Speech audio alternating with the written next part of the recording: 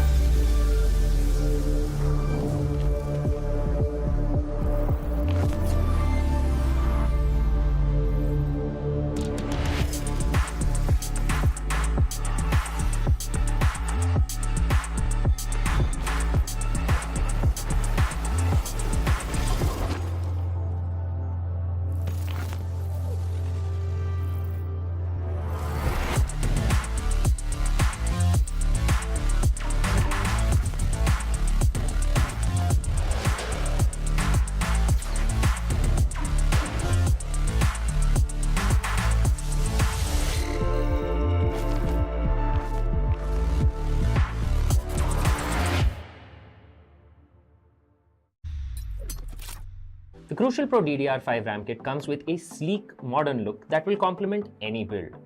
But aesthetics aside, it's the performance that really matters. So let's dive into it. The default JEDEC timings are 46, 45, 45, but it does come with 2 XMP and Expo settings for those looking for a little more performance. With XMP 3.0 Profile 1, you can push the speed up to 5600 megatransfers per second. If you prefer a slightly lower speed but tighter timings, Profile 2 offers 5200 megatransfers per second at 42, 42, 42 timings. We've run some benchmarks and stress tests to give you an idea of how it performs. In general, dropping the speed and tightening the timings with the second XMP/Expo profile yielded better results for us on our test system. Paired with a Ryzen 7800X 3D, we saw anywhere from a 1 to 5% performance bump depending on workloads. All in all, the Crucial Pro DDR5 64GB RAM kit by Micron is a fantastic choice for first-time builders and enthusiasts alike. They want it! The foot show! Oh my God! One of the last matches. How excited are you to see this match live right now?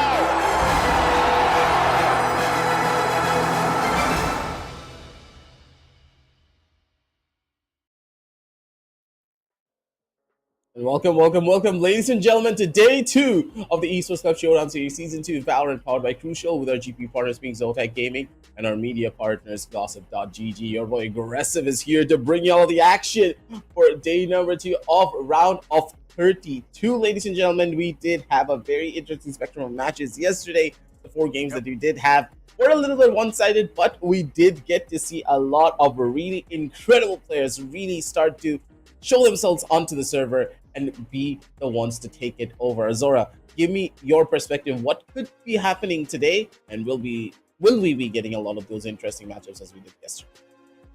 I mean, first things first, Aggie, it has been an absolute great day number 1 and day number 2. We're always expecting something different, right? First day was one-sided victories all across the board, ranging from 13-4 to 13-6. But today, I'm hoping that there's something different coming out of the box, and the map bans as well, the map picks as well. I'm hoping that it's going to be one of the greatest times. So day number 2 is already, day number 1, we've already seen the benchmark being set. So day number 2, come on, we're expecting some more benchmarks.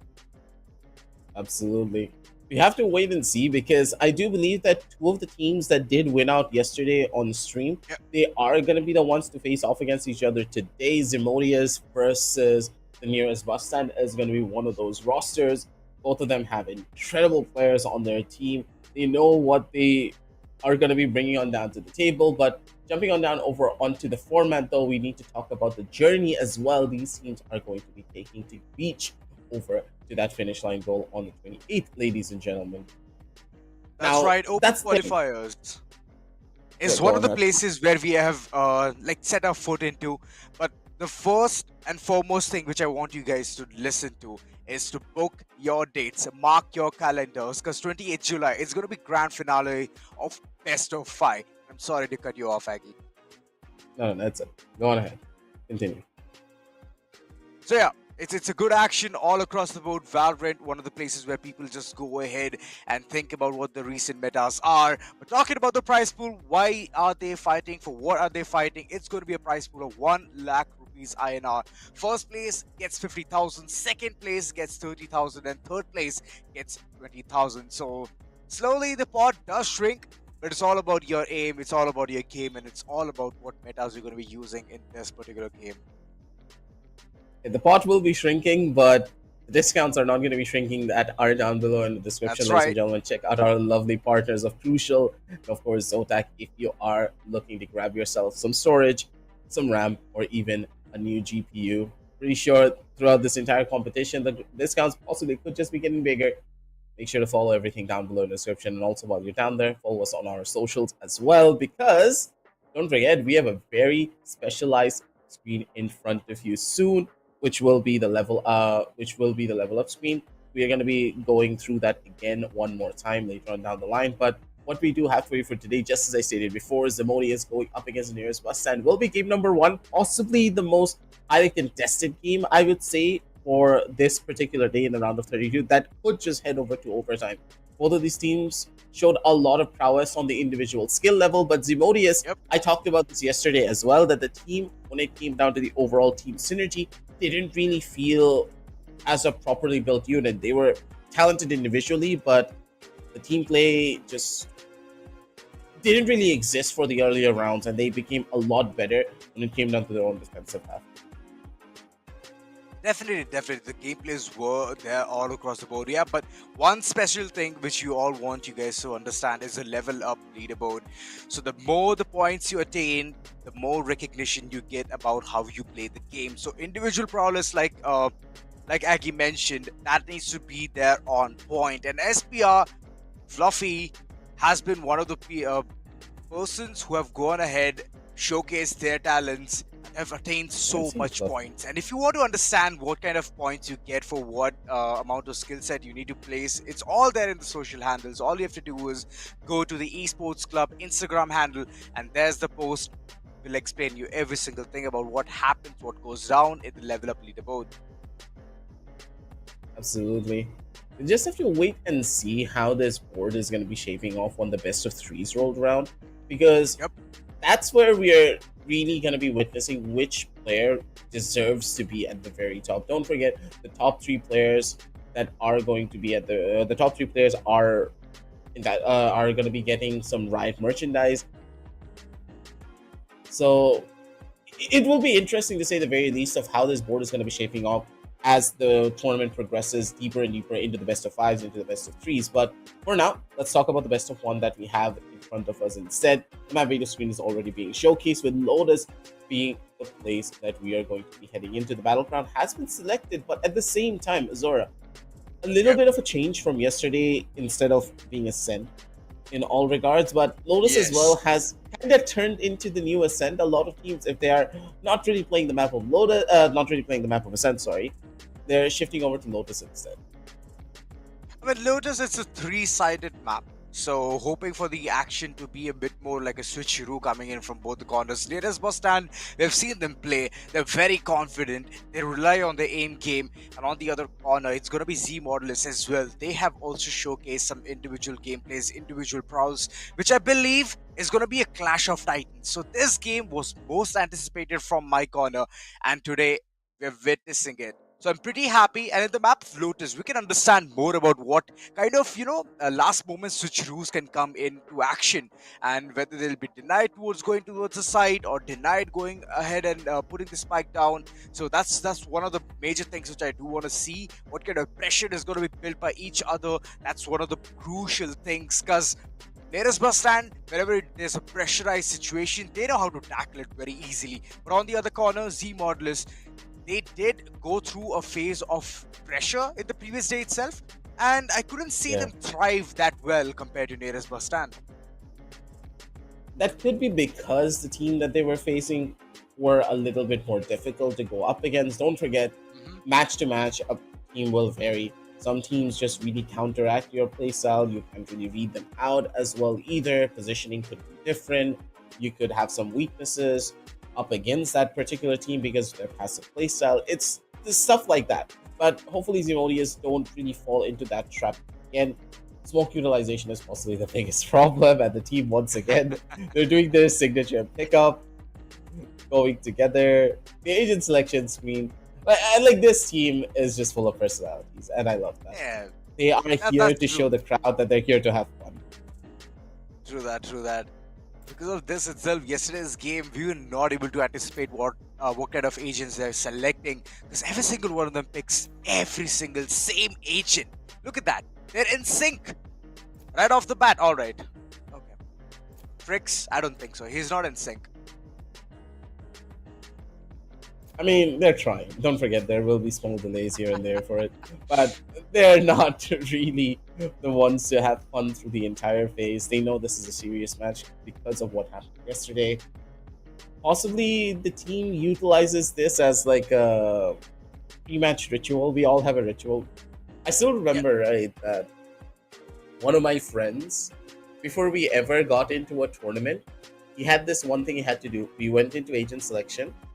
He hovered his agent and instantly went to the bathroom. Instantly. What? He hovered his agent and then he went to the bathroom. This has been a thing, right? For almost 3 years. I've known this guy for 3 years. I've played a lot of tournaments with him. And every single time we go into agent selection screen and he will go to the bathroom without fail. Wow. I guess he's This just happens in releasing the pressure.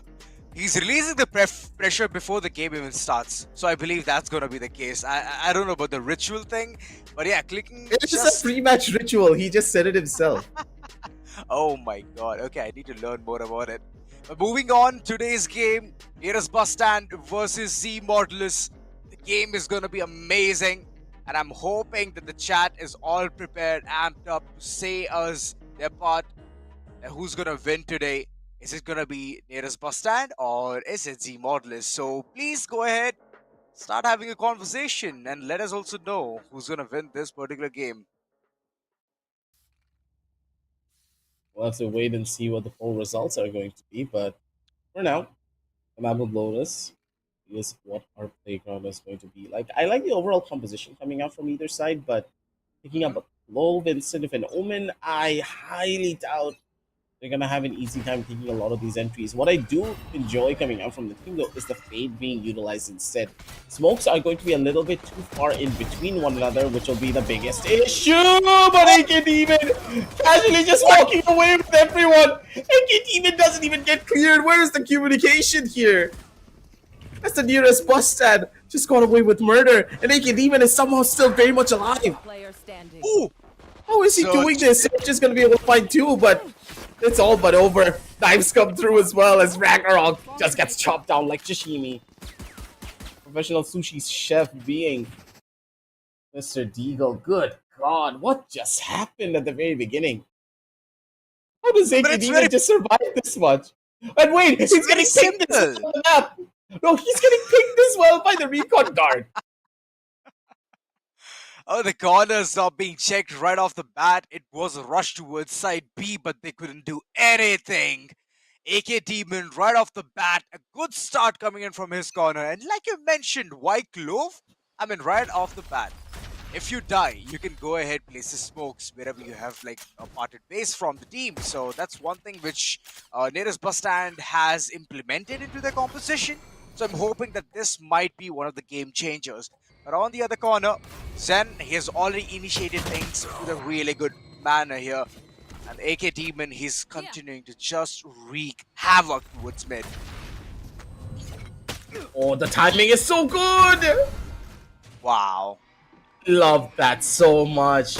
He pulled the Oh, stun a flick! immediately after the smoke just made it away. A beautiful flick coming in as well from the side of Mr. Deagle. As the aim coming in from the members of Nearest Bus Stand, really starting to show the team on a different league of their own already with the first initial 2 rounds. Confidence overflowing, but still, is it going to be enough for them to win out when it comes down to this full buy round from the members of Zimodius? We've seen that Zimodius completely changed their tune as soon as Sky is able to get that first kill. So this round will be paramount to see how the team is going to be moving forward into the next couple. Well, there was a big mistake right off the bat. I shouldn't have gone in for those sheriffs in the second round itself. Currently looking at the state where Ragnarok is, he just has a stinger. So hoping that he can do something good about it. But currently the aim looks really good, and look at AK Demon. He's going ahead, mowing down the opponent's left, back, and center. Weapons retrieved, and next round will be another one for the corners of Iris Bustan. Zimodi Omen? they're scratching their heads. They're like, what the hell is going on? What exactly is happening? Two players towards rubble, and the way they just went ahead, Omen? capitalized this entire situation. Well, what can I say? What happened to Chris P? Why was he teleporting? Or where was he going? Did he get stunned out by the breach? I don't think so.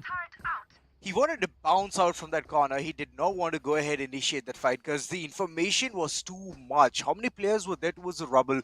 The angle was up and at the bottom as well. That's the reason Chris wanted to run away, tuck his tail behind his back, and be like, you know what, I'm calling dibs. But he didn't get the opportunity to do that.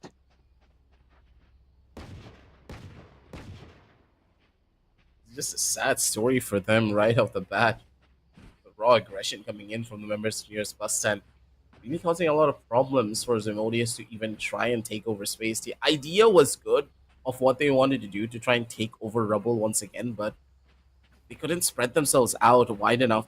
Normally, what you do whenever you want to retake Rubble is to place a smoke on the left side of Rubble, so you cut off anyone that is trying to give support from the middle side of the box. It's very important to do that. Otherwise, you kind of isolate yourself in a position where you can get shot from two different angles. And if your team doesn't have the proper communication, plus if you don't have a flash that you can utilize to take the player off of a main, you're gonna be in a tough spot. Small adjustments need to be made by the members of Zmodius if they want to get a good want to get a fast change here. The Nearest Bus Stand, their raw aggression alone is just giving them such a significant advantage. Air F Noob didn't even need to play the game yet. The guy's been sitting almost doing nothing. He has been utilizing a little bit of his utility, but that doesn't matter at the end of the day. He's going 0-0-0 and it's already 3 rounds in. Basically meaning that they're playing a 4v5 and they're winning most of their roundups. What's gonna happen once he starts playing? Wow, okay. That's a good question. And we have seen in the past as well, the way the entire gameplays have been set.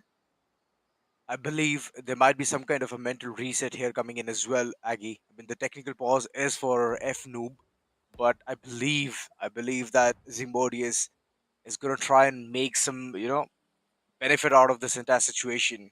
Because looking at the way Ragnarok and Trix, Crisp, Sky, they need to step up big time. It's only the first round where Surge could go ahead get those 2 kills with the Ghost.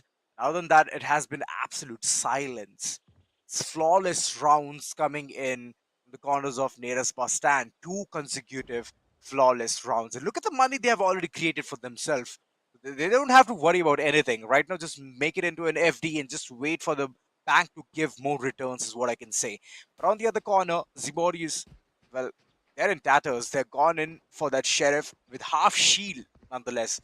So I'm hoping that they can at least hit those banger of a shots onto the head's crisp headshot. But the far range angle, the sheriff can only deal 145 damage. So there's 5 still left. It might be on, Diamond City and F Noob that they can capitalize on it. But other than that, the others are going to be very healthy to beat them down to the pulp. 145 damage is enough in some cases, but at the same time, you can die trying to take the second shot. I completely agree with you Sure. there. The sheriffs are still very dangerous on this map because normally the lines of sight still are way below the range where the sheriff is going to deal the 145 damage. If I do recall, the sheriff deals 145 damage at around the 35-meter range. I could be Yeah. wrong. It's been a while because normally the sheriff says it's 35, but even at 25 meters, I've seen it thing for 145 and completely eat away at my soul. And at other moments, I'm really, really far away and somehow I still get one shot for 150. Anything's Hmm. possible in this game. Well, true that. I'm hoping that F Noob can soon fix the internet issue which he's facing, and coming to the server, this action, it already feels like it's going to be a one-sided affair. But once the table turns, once Zimorius is going to go towards the defender's half, I would really want to see how they can catch up the pace. Because currently, AK Demon, the way he's just hiding in those cracks and the way he's hiding towards those corners and not being checked, that's a big mistake coming from Zimorius. But still, the capitalization is there. He's getting those frags consecutively. And not only that, utilities as well. That's very, very helpful for the team. Absolutely. Zimorius, they have a good understanding of what they need to do, but they have no idea of what's really waiting for them on the opposite side. They're purely basing a lot of their utility plays based upon intuition. And that intuition is not really working out for you. Maybe at some moments you need to give your opponents the space away to them. And then slowly, after they have settled down a little bit in the space that they are already in, then they opt to go in for that. Then they opt to go in for those fights. It's very apparent that Zimorius don't really spend a lot of time. They don't really think their plans through as often as they should.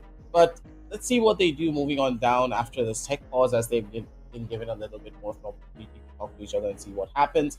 And as we are going to be fixing the problems that are happening to FNoob, we're going to be heading on down over into a short little break, and we'll be coming back after a short word from the sponsors.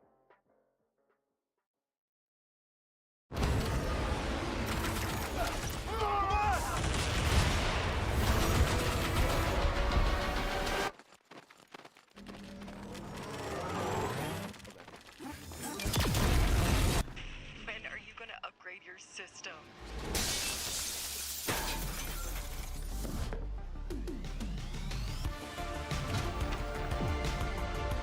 Alright, let's do this. Once there was a hunter who saw what others could not. With a magic case in her backpack, she roamed with wild abandon into the great unknown. Her gaze inescapable, her reflexes lightning fast. When armies swarmed, she went through. With eyes open wide, hands steady, holding, watching, capturing everything in sight.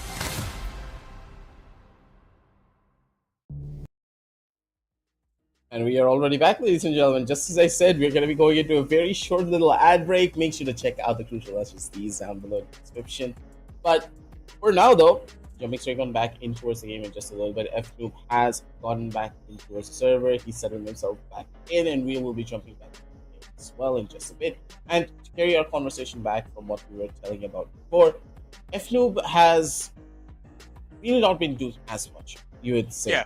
But he doesn't really need to, because the fade is just there to give you a little bit of information of where the opponents are. And even if they break the fade haunt, that's enough for the game to start from there. And But already, yesterday as you can itself, tell... Aggie, yesterday itself, we have seen a really good combination, a raise and fade combination. So it's not that he won't be able to do anything, it's just that he's not given the opportunity to do anything just yet. He doesn't need to. But no! Ooh! Okay. Robbery. Unlucky. Crisp. So good with the aim. Through the smoke, it find one head here. But it's a post-plant scenario coming in. Zimortalis finally have gone ahead on a post-plant scenario. Race way to close. Mr. Deagle, he's still alive. Life to live. Damage either. Akadim is in such a good spot. If he's able to find multiple frags, it's gonna be massive for him. Not able to get it, but still does have the resurrection to give him the significant advantage, and it is a triumph! Once again, this guy is just a different league of his own. Every time you look at him, he's gonna be able to come alive with that Sheriff. Triumph single-handedly, just shutting down 3 players like that. Look at this guy. Look at this one, Crispy. Crispy is just crispy. But look at Triumph.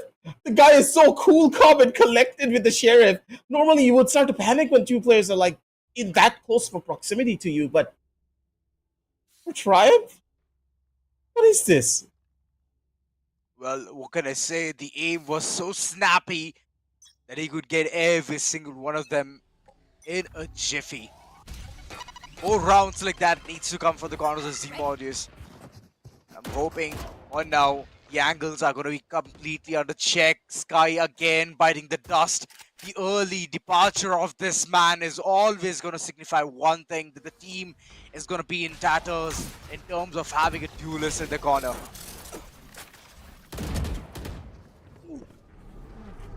So Eagle needs to immediately give this one up though.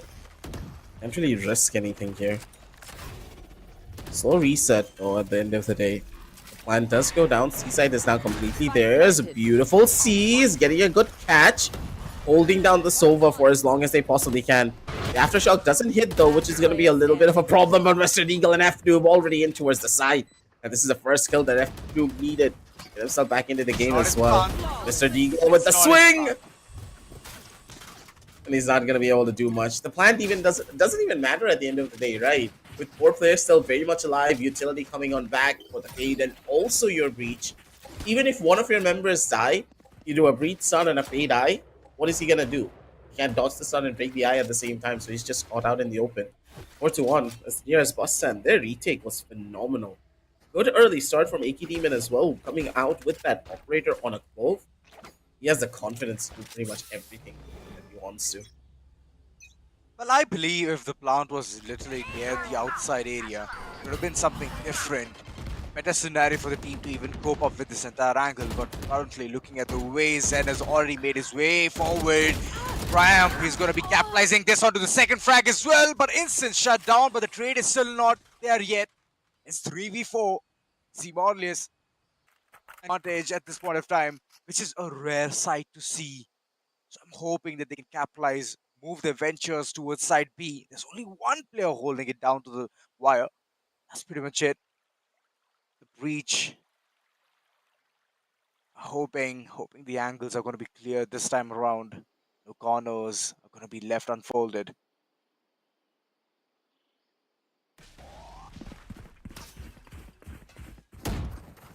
Hoping for the best and being able to do it is just two completely different things. No real big ults to give them an advantage, but AK Demon, he only has an operator in his hands. He's playing a very dangerous game out here. Diamond City being able to give a good significant advantage for his team, wrapping in towards the back end of the side. He does spot out one, but he needs to try to survive. Not going to be able to live this one through though. Sky does have the pain shields to give them a tiny little bit of space to play around with, but with the Killjoy lockdown coming through as well. Mr. Eagle completely clearing out the entire side. Sky in towards the back. This is going to be such a paramount fight. Whoever wins this duel will be pretty much the one to take this one. Oh no! Worst possible second. The timing no longer in his favor. Ragnarok already spotted. And Diamond City with a 4K to come in and get the clutch down with Mr. Eagle on his side. 5-1, ladies and gentlemen, and Diamond City not only got a 4K, he was also able to get the spike defuse as well, meaning that, hey, he now has the rolling thunder for the defensive side. Now, this is going to change the way the defensive rounds can be played. The defense can now play as aggressively as they possibly want to. They can push towards C, they can push towards A, and immediately start popping their ultimates in any way that they want. If there is a lot of pressure towards the A side, one singular ultimate, and A lobby is completely theirs. Well, Rolling Thunder comes in handy a lot. Whenever it comes to mass control, crowd control, that ultimate is used. And it will be really, really good at that point of time. Moving on, the way nearest bus stand has already created that space, the time, the rounds in their favor. It is great to see this team go ahead, capitalize this. The Rolling Thunder does come in, space has been created. Look at the way the entire damage has been dealt onto Sky. He's still holding his grounds down. Surge on the other corner, blind as a bat. Push hasn't come through yet, but Zen, he's going to go ahead alongside Diamond City. Damage has been done. And the trades are coming through. One enemy remaining. Oh! Nice. Yeah. I like AK Demon's style, man. I really love his style. In the previous round, he couldn't do much with his operator. But moving on, he got a kill alongside, took out his classic. He still whooped the opponent. It's just like, look at him. So casual. He doesn't Another day even at the office. flinch. His, like, normally a player like this would get surprised that, oh, there's two here. Nope, He's just like, yeah, I'm gonna kill one, whip out my classic jump, and instantly headshot him. Confidence galore from this team. There's a close corner though, already being spotted. Stun comes through, and like Triumph has been so good when it comes down to his sheriff, but if they don't give him an opportunity to do anything here, it's not gonna mean much. Here is Bustan showcasing exactly why this team is just on a different tier of its own. Sky trying to maybe find his first opening kill. Diamond City does get the dodge though, but at the end of the day, it just does not matter. Mr. Deagle in towards the back, and they have a complete side pincer going on. Come towards the front lines, and the last one being Sky. He's just stuck on an island. He has nowhere to go. What is he gonna do to try and survive this one? Poor angry player still waiting to get this kill on towards him, and he doesn't have enough bullets or the firepower that he needs to kill out multiple. 7-1. It's nearest Bustan. They take another round, and these retakes are just so beautiful as well. Azora. Yeah, there was a big mistake there. If all the 4 players were going to be lined up at that point of time, the fight between Sky and the entire team of Nearest Bus Stand, things would have gone south if he would have just gone in for the spray. But alright, fortunately, Sky did not go in for the spray, and Nearest Bus Stand, they had their players alive. So things should have gone south real soon, but okay. The luck factor is there for the corners of Nearest Bus Stand. The money looks very tight. For Z-Model looks very tight.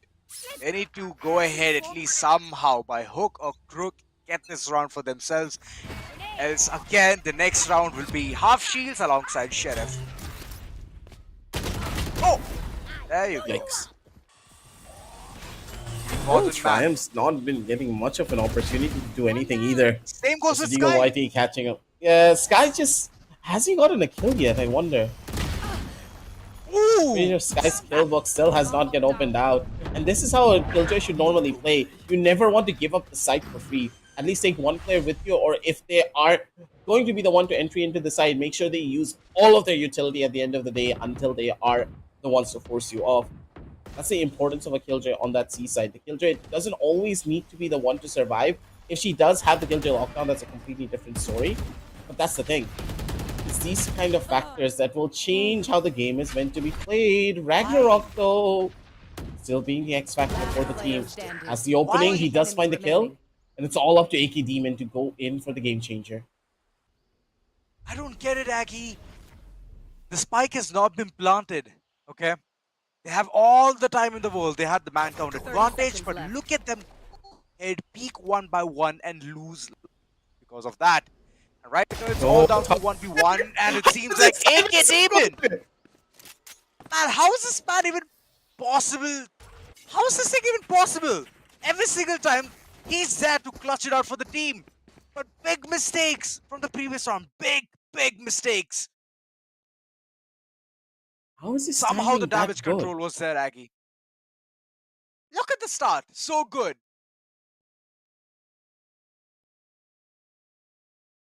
I don't understand. How is he this good with this timing? Just look at him. He just knows. Game sense galore on this guy. AK Demon just does not skip a beat in every turn. No one's looking at him whenever he wants to do anything that he wants. I'm pretty sure that Nearest Bus Stand is in the heads of Zimodius now at this point. They have a free site entry to play with at the very minimum. They have utilized Sky's ultimate for it. But that one ult didn't find a lot of value that they would be hoping for. A 5v5 retake coming in from either side. A Soba ult in their hands, and a fade out now being utilized for a full-scale retake. Only 2 players have been spotted by Surge. Good shot coming out from him, but Zen is going to be able to capitalize on the back end. Mr. Deagle and Zen coming in through defender side at spawn. They have control. Waterfall players have been spotted. AK Demon wanted to go for a full swing, but he does have the resurrection to give an extra body if they need to go in for this retake even further. And the Nearest Bus Stand taking full control. Good God. A lot of these rounds are just going so beautifully. 91 on the scorecards, ladies and gentlemen. It's the Nearest Bus Stand. Their retakes are just sublime. They don't make any mistakes when it comes down to their team play and coordination. That's true. That's true. I mean, the retake has been hands down the best thing which we have seen from the corners of nearest bus stand, and they're not breaking a sweat at all. I mean, mistakes were being committed in the previous round, but after that, it's just capitalization. Like you mentioned, AK Demon, I have no idea what's up with him, man. His timing has been immaculate. He always comes in for the clutch, and in the previous round as well, he utilized his ultimate just to become the extra body and take the beating.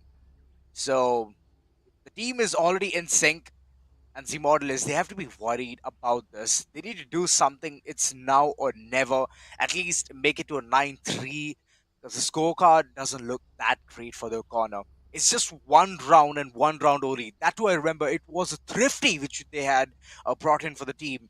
But after that, no rounds whatsoever. So mistakes after mistakes and no capitalization will always keep them shaky. So I'm hoping that they can reset with the entire thing which is going on, and moving forward, not allow Nearest Bastan to go ahead hit the double digit in the first half itself. Because if they do, they're going to be unstoppable. Just have to wait and see how this goes out for them. They need these next 2 rounds. 9-3, not just for the factor of the curse, but just to have a little bit of breathing room as they shift over to their own defensive side. We know that Zimorius as a team, they are a lot more comfortable on the defensive end, but that's when Sky was having a little bit more of a showing. Poor old Sky didn't even get an opportunity to do anything in a lot of this entire matchup.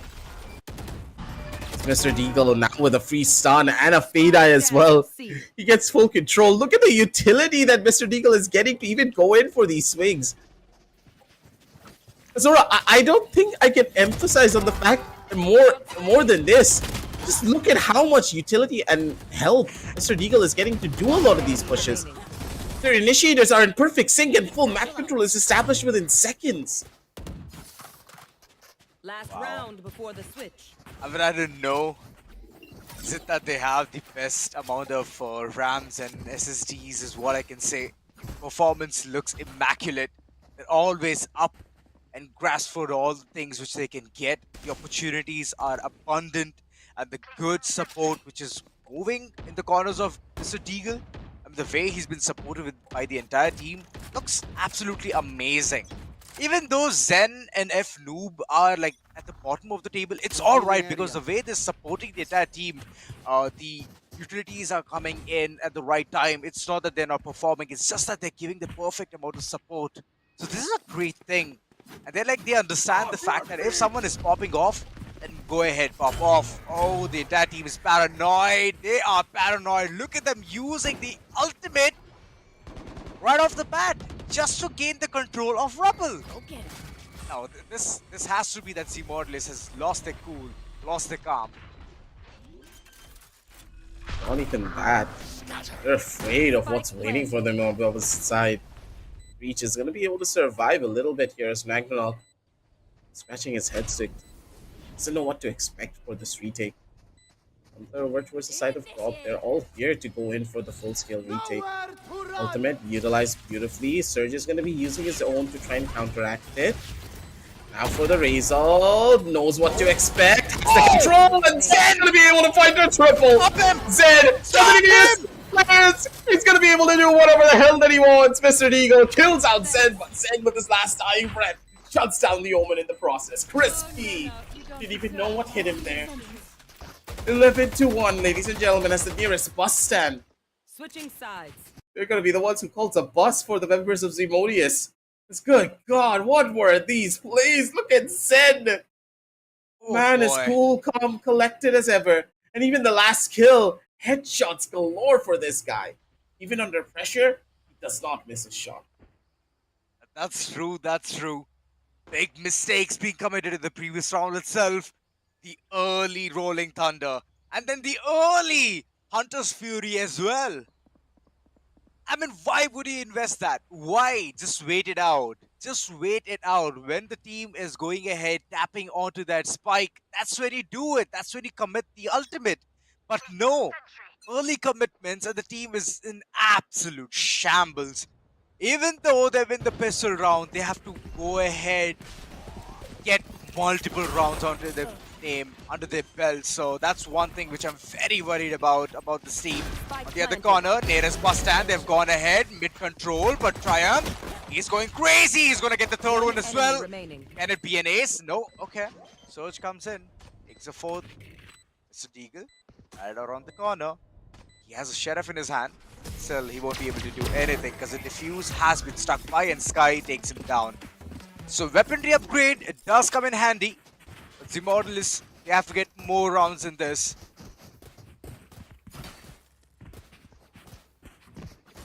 It's always at the defensive side where this team really starts to come alive. So Zimodius, it's going to be a very steep climb for them to even get a chance to go in for a comeback. 11-2. I'm not going to be a believer just yet. We have seen teams come back from an even worse scoreline. 11-1 is nothing that bad, but to not even have a single round that you can fall back on, it's going to be tough. You do not want to go up against the nearest bus stand at a match point situation. You will lose a couple of rounds or two when you are on that defensive side up against this team. Their raw aggression alone and their mechanical skill gives them such a significant edge. And Mr. Deagle, now a little bit closer, but Surge, I don't think he spotted the Killjoy. He's already deep in. And I'm pretty sure with this, Mr. Deagle, if he just catches the timing, he can walk all the way up and get a kill onto the Sova. No gun in hand, but he misses the shots! Yikes. Alright. I can give him the leeway, you know, Aggie. I can give him the leeway. It's alright. He has done already way too much for the team. Moving forward, the side control, nearest bus stand, they're always going ahead for the post-plant scenario. This is good. This is a really good sign for the team. Moving forward, the post-plant scenario is not going to look that pretty. Even though there's a boom bot available with the corners of Zen, I don't think so he needs to commit it just yet. Oh, the flash comes through. Good angles being shot upon. Diamond City taken down. The last man standing is going to be Zen. Has a classic. It managed to foster a weapon here. Little does he know. Team is just waiting right around the corner. The defuse. Surge is going to go ahead, finish him off. 4 kills for Surge. What a way to bring rounds in the corners of Zimodius. They're going to be happy about it. But now's the time where they have to just be worried, you know, because the weaponry is going to be the corners of team nearest bus stand as well. Another big problem that they have to face on the defensive side is the amount of guns that they have lost. 3 weapons were lost in that initial fight, and Ragnarok being forced onto a Singer as well will be a tough one for them to try and get out of. Crispy as well, opting for the Judge instead. He's going to be the A-side player. Early aggression over towards C-side. They have spotted out the Killjoy though at the bare minimum. Mr. Deagle giving a little bit more information away as Crispy in the front lines. He's already been spotted! Good reveal. The reveal was just goddamn perfect. Let's Triumph inside of the smoke. A little bit of a demon on his own accord. Spam through. He still finds the kill as Triumph. You gotta love it when you see it, but Noob is gonna be the one to capitalize. In towards the back will be Surge. He gets a little bit of an opening, but not by much. Player already spotted a Surge in the corner. Diamond City, a single tap to the face. Just ends off his life. 12-3, ladies and gentlemen, as the nearest bus, and as soon as the weapons come into their hands, the team transforms, and they are ready to take this victory and send the members of Zimodius back home. Well, the way the entire action is being unfolded right here, it has been an absolute treat to watch. But again, the Iknabi not looking good for Zimodius. They had to be very careful, like you mentioned. In the second round after the pistol itself, they had dropped a lot more weapons than expected. So it's affecting them. It's a hindrance. It's just one thing which they had to cope up. But no, they couldn't. Right now, looking at the way the entire team of nearest bus stand is going ahead, trying to march in towards the side. Mr. Deagle tried to be sneaky here, but unfortunately his presence is known. Oh, the attention he's grabbing. Oh, this is big. Yeah, the breach is the only one that's on the site. If they're able to clear out the breach at any second here, this will be pretty bad. No smoke coming out from Crispy either. There needs to be a smoke on towards C right now, otherwise it could end badly for them. This is a gamble coming in from the members of the defense. FNoob has the eye in hand, and with the ultimate now being utilized, they have to worry about the player that is on the opposite side. But Ragnarok coming in with his last time bet is going to be able to shut down 3. What just happened? Oh, the damage, it's going to be massive, it's going to be insane, and Triumph is going ahead, showcasing why he is feared of his sheriff shots. Oh no, FNoob stuck in a 1v scenario, seeming like it's going to be easy. He's already made it. He comes through and brings another round for his team. Has a time to defuse as well, and he's going to pretty much do that. Well, Ragnarok, he's the MVP for this particular round. The way he just went ahead, understood the entire part of where the team is going to be pushing, well, that's a skill which you need to have. Surge just had a little bit of a better angle with only his head showing up from the top. Good God, Ragnarok with the aftershock. He just jumped down and hoped for the best. He used his body to block all of the enemies, and they stayed inside of his aftershock and ran into it. They couldn't go anywhere. If they ran backwards, they were going to get caught. If they ran forward, they couldn't run forward, mind you, because 3 of their teammates were still in front of them, so they constantly got body blocked and they couldn't move anywhere. True that. I don't think it was fully planned out, but Ragnarok with the kamikaze suicide just got, what, 3 kills? 3 kills. Yep. You know, that was a Pearl, full suicide mission play. True that. He was the expendable out there. But the damage the aftershock deals is 240. So, I mean, getting those kills was an easy breeze. For now, the angles being checked in. Sky going ahead. With big numbers coming all across. 3 frags already onto his name. Eagle being the last man standing. His team has already lost the hope of winning this particular round, and it's a flawless coming in from Z-Modulus. 5 rounds onto the name, but still the climb, it's still far away. Needs to be like 7 more rounds. Yep. It's gonna be a tough one to try and do. They need at the bare minimum of 2 or 3 more rounds, maybe pull out an operator as well if they can, to try and take out the members of the nearest bus stand. But with the Byron now once again coming through, it all depends on this. They want to make the play here.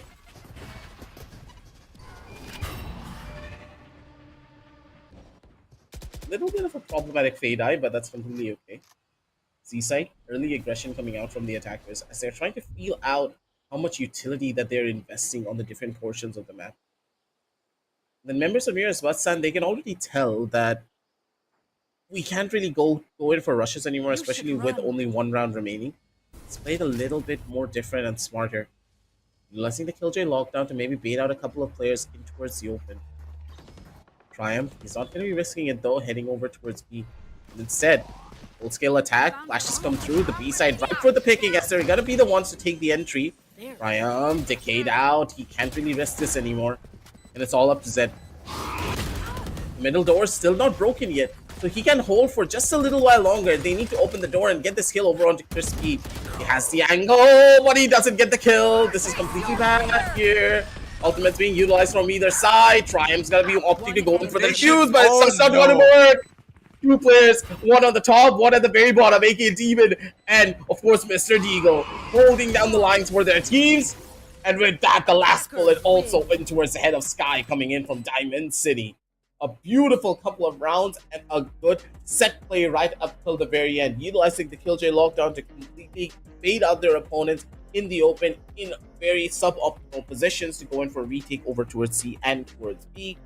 And then AK Demon and Mr. Deagle, who split themselves off. One went towards Heaven, the other one stayed towards B main. They were the first lines of contact, and with the pressure that was being split towards the breakable door, it was just perfect. Crispy going down there was the main reason why they lost the round. Crispy needed to get at the bare minimum of 2 kills to even make this round a possibility for them to take a victory on. True. But with the fade all coming in, and it was just a full-scale util dump from either side.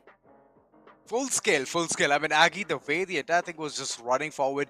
I mean, I was hoping that, the plays are going to be understood by Z modelists, but they couldn't do that. They understood that it was, a slow-paced game coming in, a slow-paced round coming in from the corners of nearest bus stand. They could not understand that, they could not comprehend it upon how the set plays are going to be made. And then later on, it was an absolute massive, no disrespect. It was just like they just went ahead, they mowed them down, and they were like, all right, it's all done and dusted. Absolutely. This is what happens, right? Whenever a team is on this level.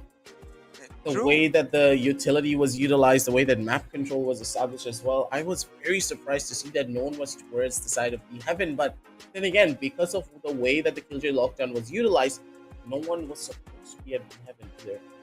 Yeah, that's true. Side C execute instead, and because of the amount of utility that was invested by Mr. Deagle as well, they didn't really have much to worry about Azora. You could see that AK Demon barely used anything, and he already pushed himself in towards heaven because he knew that, hey, if this goes over to a C-side retake, there has to be only one player that is waiting for me on B heaven. I just walk in, Definitely. take my duel. If I win it, then I can guarantee my team the round. You had one player on heaven, one player towards B main. What are you going to do? That round is close to impossible to take a win off. It was all up to Crispy, but Crispy, he lost the fight. And at the end of the day, he didn't really have a good enough showing of a game to even make things happen. We have seen Crispy do a lot in the past, but this tournament, he just didn't really have that same level of fun that he normally does. I mean, not only Crispy, I mean, even Sky, the way he was playing in the previous day, the amount of frags he was just getting for the team, that was one thing, a fun thing to watch, but today he was not able to pop off. He was being instantly shut down the moment he was just showcasing or peeking the corner.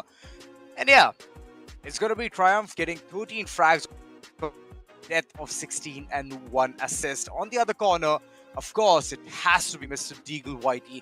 This man was all across the map, being the menace in the society. He was speaking constantly from side C, going ahead, being the aggressive lad out there, getting the information for the team, and just, being present. And that's the reason you can see the ACS as well. 300, and first kill was only 1, but ultimately he has showcased a lot many frags towards the site itself. Yeah, it's just the way that this game panned out. Triumphs, he did a very good job. I'll give him that much.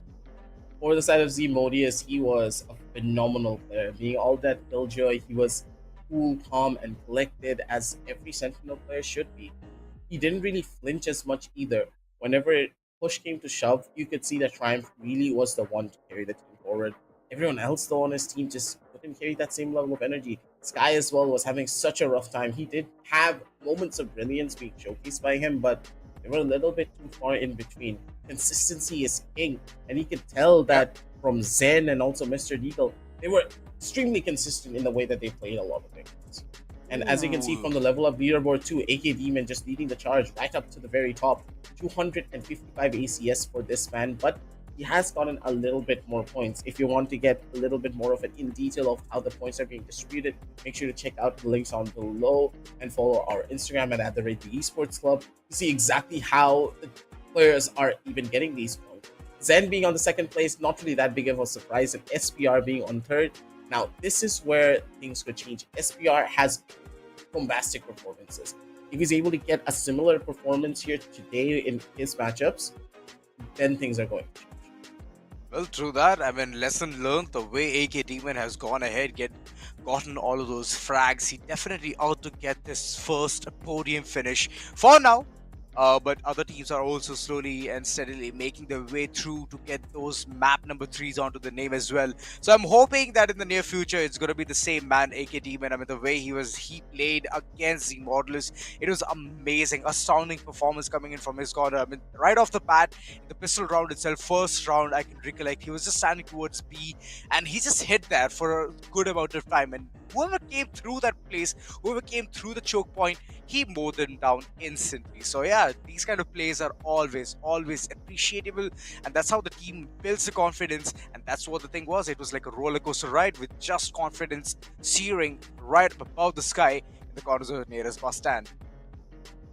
Absolutely, but We have to wait and see what the second game has in store for us as well, ladies and gentlemen, as we are going to be setting up second game. Make sure to check out all the links on below in the description, as we are going to be heading over on a short little break.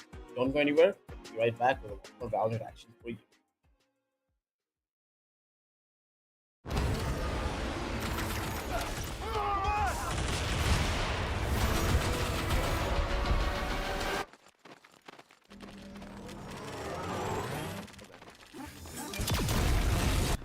When are you gonna upgrade your system?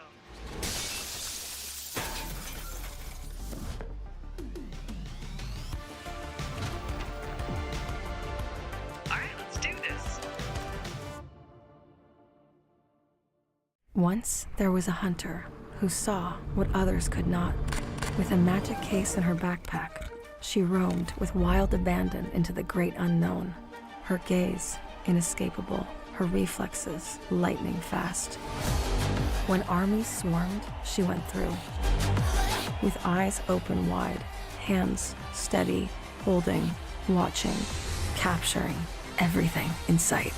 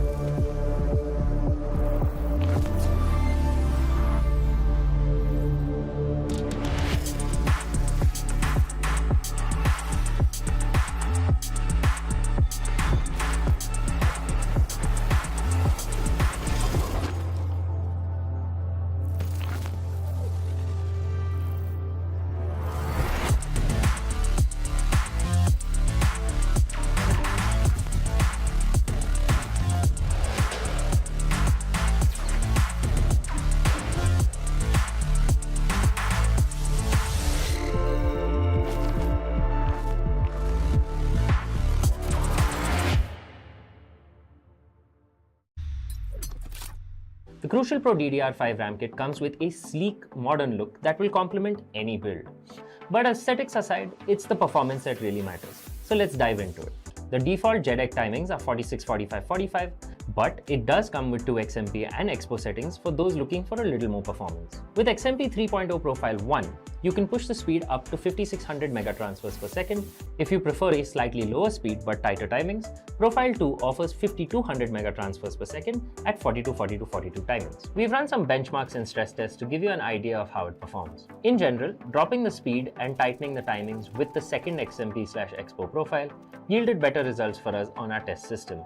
Paired with a Ryzen 7800X 3D, we saw anywhere from a 1 to 5% performance bump depending on workloads. All in all, the Crucial Pro DDR5 64GB RAM kit by Micron is a fantastic choice for first-time builders and enthusiasts alike.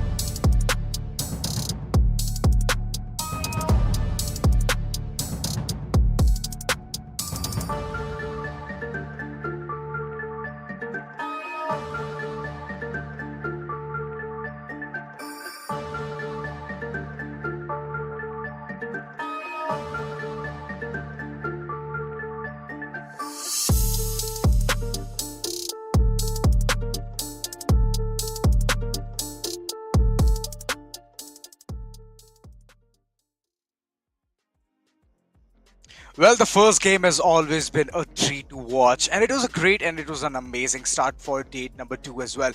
It's gonna be the Esports Club Showdown Series Season 2 Valorant, powered by Crucial, GP partners with TEC Gaming, and our media partner is gossip.gg. It's gonna be me, Azura Aiden, alongside Aggie. Aggie, game number 2, what are your expectations? Are you gonna hope something different, or again, it's gonna be a landslide victory coming in?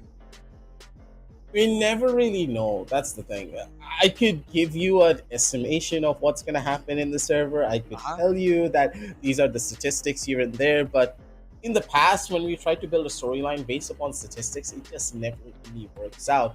We've seen this Yep. for a lot of tier 1 teams as well. Yeah, the story is their numbers are better on this particular map. But then suddenly they start to lose that map because, hey, anti-stratting exists.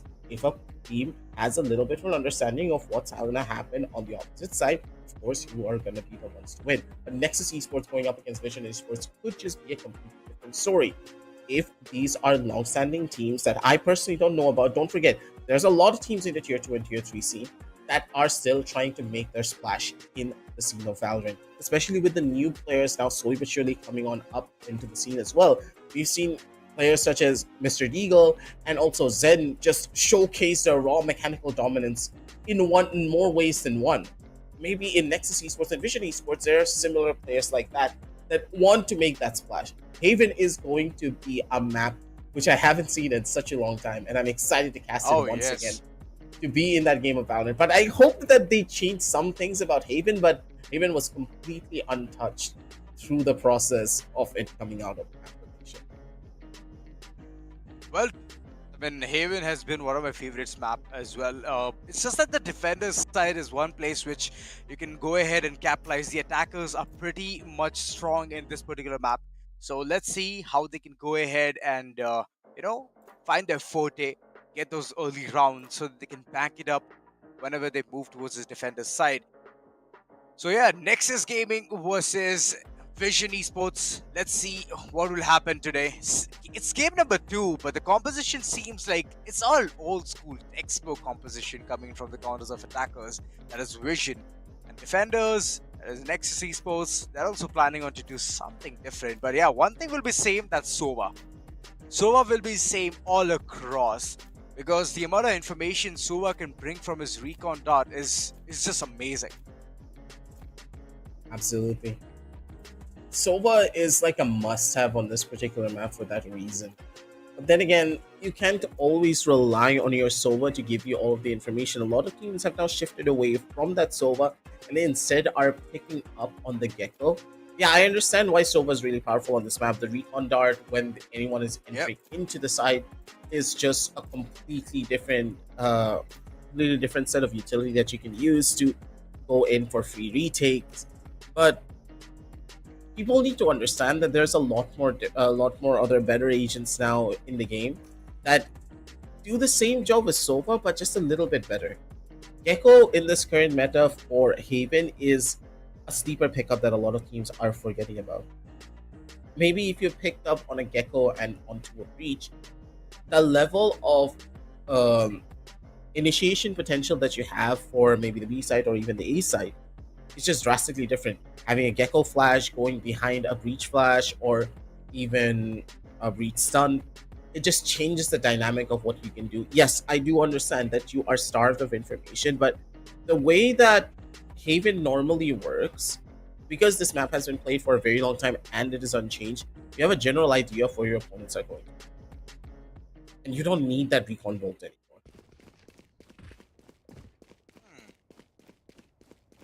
I mean, there is some good note onto that, Aggie. But moving on, I'm hoping that the pistol round is going to be one of the places which will give the momentum for each of the team. So for now, pistols out. And Crappy Cat is going ahead, setting his traps. It's for C, so that nobody can go ahead and, rush, bombard the entire site. But moving forward, it's VES who is having their eyes on the prize towards site A itself. Slowly moving in towards the lobby and one peeking towards the window, trying to get the information towards side B. This can be big. There's a lurk gameplay coming in the midst of all of this action as well. Moments towards the opposite side, though, maybe trying to catch out the Cypher. They've noticed out where the Cypher is exactly, so at the end of the day, they have an opportunity to make a A-side push if they want to. Pushing out the Cypher is a good call, but Swift, with a good swing, is going to be able to catch out Hitsy. None the wiser for it. Shock darts, dash in hand. Wants to go in for the play in just a second here. Good stun as well, but he's not going to be catching anything, but the entry was perfect. Oh! But the shots weren't. It's going to be Retnas who does find the opening kill here, but it's going to be a 3v3 going into this retake. Spike No planted. utility from either side just yet. Omen utilizing both of his smokes. Basically meaning that they don't have much to hold them back for now. I don't like the odds of this one, Azora. It feels as though this retake could go drastically wrong considering the amount of flashes that Majib still has in his hands. Dots there is going to be able to find out too. Mind, the flashes are not even a necessity. Because the defenders, they just ran into the site for free. They didn't even try to hold them back as they were trying to come in for the entry. Well, they had everything. The set pieces were at absolutely perfect spots, but no, the unease of, to go ahead and peek at that given moment, at the given instance, was the biggest mistake. VES, well, Vision Esports. I mean, I was hoping the mid lurk was gonna be at least giving them some kind of a fruit, but instant shutdown. Swift just knew what he was doing. Moving forward, even though it was a post-plan scenario coming in, they could not play it right. So yeah, good presence of mind from NES. Standing ahead. Going to be a very interesting play end of the day. Raze is going to be the one to push up a little bit forward here. Void in the front lines. This will be a force by, mind you, ladies and gentlemen. As a stinger control, it's just gorgeous coming out from Void. The man knows how to control the spray of one of the worst weapons in the game. And at that range, mind you. Strong in every regard. A Swift spots out one of the players, but up against the Stinger, it's going to be a tough one for you to get a hold of. And this force by coming out from the attackers could just be bearing the fruit that they need to hold down the lines here. One more player to be spotted. Flash has been utilized, but the backup's already present. And with the team in the back, more than enough space to completely take over this round. 1-1. As NES, they didn't really know what hit them here with this fast rush. This is why you need early levels of information to see exactly what your opponents have in their arsenal before the round begins. If you don't, rounds like this will be a lot more complex. It's bound to happen, right? It's bound to happen. They did not expect that it's going to be a stringer rush coming in towards Site A. And they had to be prepared. I mean, they had the Ares as well, but moving forward, they couldn't do much. And right now, looking at the way the entire team looks into tatters, the corners of Nexus. So yeah, they need to play it a bit smart, but good shot. Not Slayer biting the dust. It just seems like an early loss here. Couple of flashes, the aftershock. It's not going to be seen into the play. Void in the other corner, going ahead, spamming through the door. Did some kind of a damage here, but moreover, the space has been gained.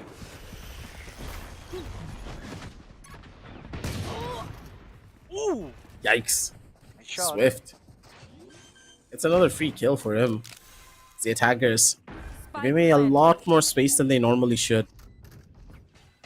Swift does have a bit of an opportunity to push himself up here with his teammates.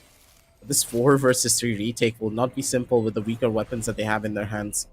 Spectre on 1, he does not want to utilize it just yet, as the timing doesn't really bode that well for them.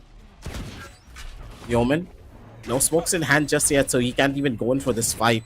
Swing out as Majib. Maybe biting off a bit more than he can chew here. He needs to be careful how he takes these duels. This Void does find one, and the defenders, they're just stuck on an island. They need to try and force their way up, but even then, it's just not going to be enough. Majib's going to be able to find one more. With that, 2 players have died from the attackers too. So at the end of the day, this was a pretty good round.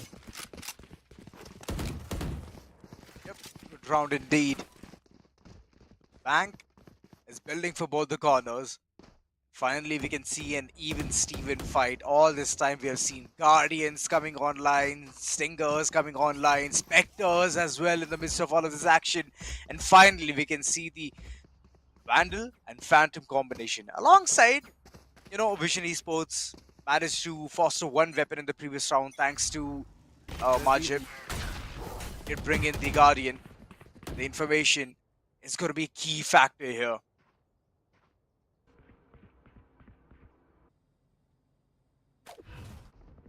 Oh, Wow. sir. He gave away the angle at the worst possible moment. He could have gotten a free kill. He just held it for a little while longer, but that's completely fine. Let's see. Able to survive for a little while longer is Isaiah. Waiting for the smoke to dissipate. He wants to go in for the swing, but he is second thinking himself. These type of angles are very dangerous to hold in a one and done position. Stuns out. No one's gonna clear him though. He's in towards the top, and Isaiah kind of let his teammates die, but he's still gonna be able to capitalize. 2 kills for him and going into a 3 versus 3 retake. They're trying to force this one out. Holster utilizing paranoia a little bit too early. Way too early, mind you. His teammates were not even close to them. Try and go for a full-scale retake, but that did stall out the plan. 30 seconds left on the clock. 30 All of the seconds team members have made their way towards post-line positioning. Swift wants to maybe get a bit of an opening here, trying to break his way in towards the side. But that's just not going to be the case. Flashes in hand. The retake should be starting at any second. That's true. A post-plus scenario coming through, and Swift, he is all about accuracy, but unfortunately, every single one of them, whoever's going to be setting foot inside the site, will depart. The angle, the way the post-plus scenario has been played out to perfection. Vision definitely has a vision on what needs to be done right off the bat. But there was all of these players making a set play. The way the aftershock came in, and after that the blinds, it did help Void, but he was only good for one. But later on, it was just the capitalization, even Steven trades, and then post that, it was just sheer execution. So Vision Esports, for now, they're going to be fighting against weaker economy, weaker weaponry. So again, might be an easy peasy lemon squeezy round for them until Nexus pulls off a really good clutch. We'll just have to wait and see how this one goes for them. Swift does have the Blade Storm in his hands though.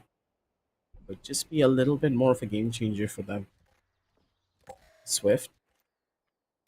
Blade Storm was Not really the best of angles though for the Blade Storm to be utilized. Going towards Garage without any form of backup. The Owl Drone cannot be broken and he's just gonna die because of it. These are the type of angles that you don't really want to see. Swift taking an early loss to his life. And with that, they lose out on one of the best weapons that they had to take these fights.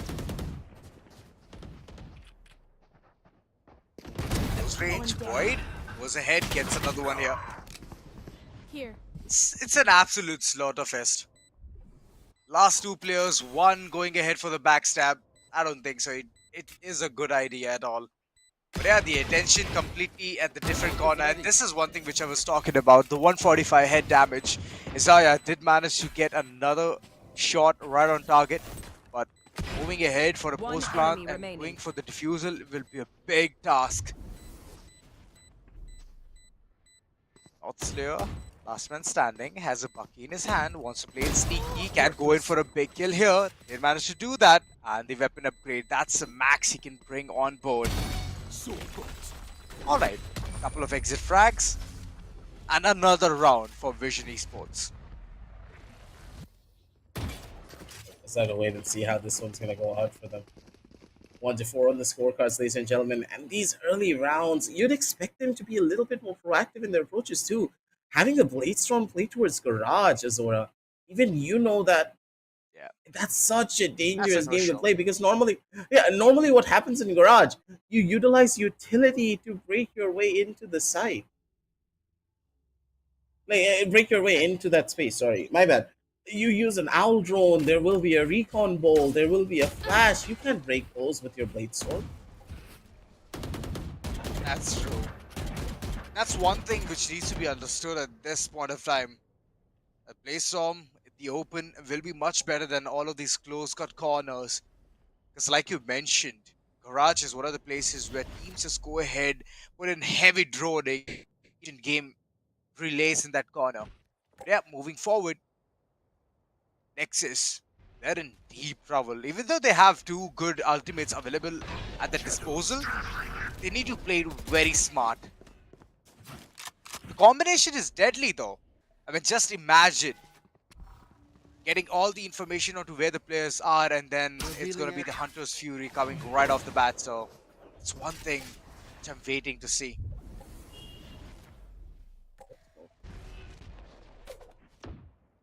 The denial of information, though, at the end of the day, Zaya has no idea how many players there are in the side just yet. Void, good for the entry.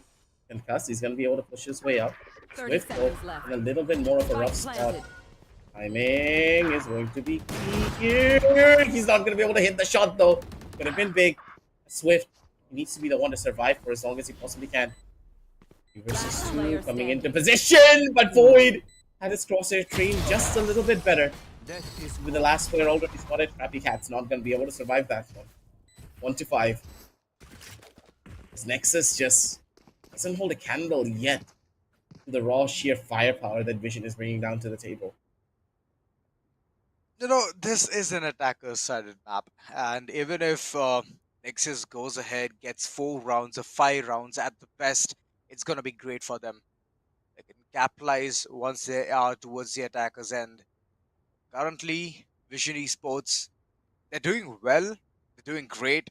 The way the pushes are coming in, the way the post-plant scenarios have been created, the utility usage, bang on point. The previous round itself, Isaiah, he was caught in the midst of all of the action, concussed, and the push comes through. And Void, he is stepping up big time for the team. Being the duelist, being the jet in your team, all you have to do is go forward, create opportunities, create the man count advantage for your team, and he's doing it. He's doing it hands down so well. So kudos to Vision Esports. But I do want to see, once they enter in towards the defender's corner, what will they do?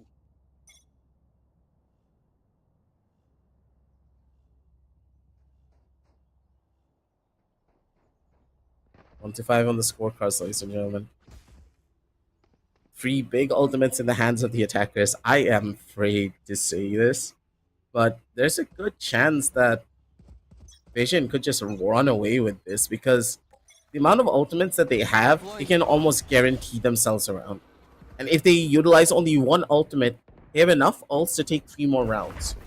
That Hunter's Fury will be a paramount tool to go in for a side execute. And we have seen that if Vision gets hold of a side, it's very difficult to try and force them out of it. Oh, Crappy Cat can't even do anything. The guy tried to check his camera and immediately got caught out by the recon bolt. They have side control, and they didn't utilize a single one of their ultimates to get this side control. Azora. And now they're going to utilize all of their ults to try and hold this one down. But that doesn't even matter. They don't need to use ults anymore because the Omen is gone. And if you don't have your smoker to try and hold down the spike diffuse, why do you need to utilize your ultimates for anything? Hitsy, no. This guy's is even better.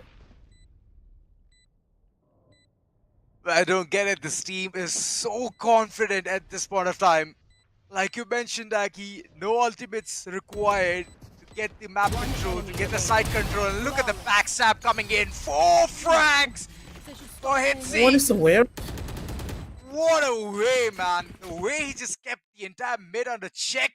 First the Omen, then the Jet, and slowly the backstab being initiated was absolutely perfect. Well, Hitsy... Why is no one aware of him? Yeah, nobody is aware of him. Because nobody dared to even look at him. They were so focused towards the side. They were so focused that they have to go ahead, defuse the spike, that they forgot about the surroundings. Come on, guys, be aware of his surroundings. That's one thing which Valorant always teaches you.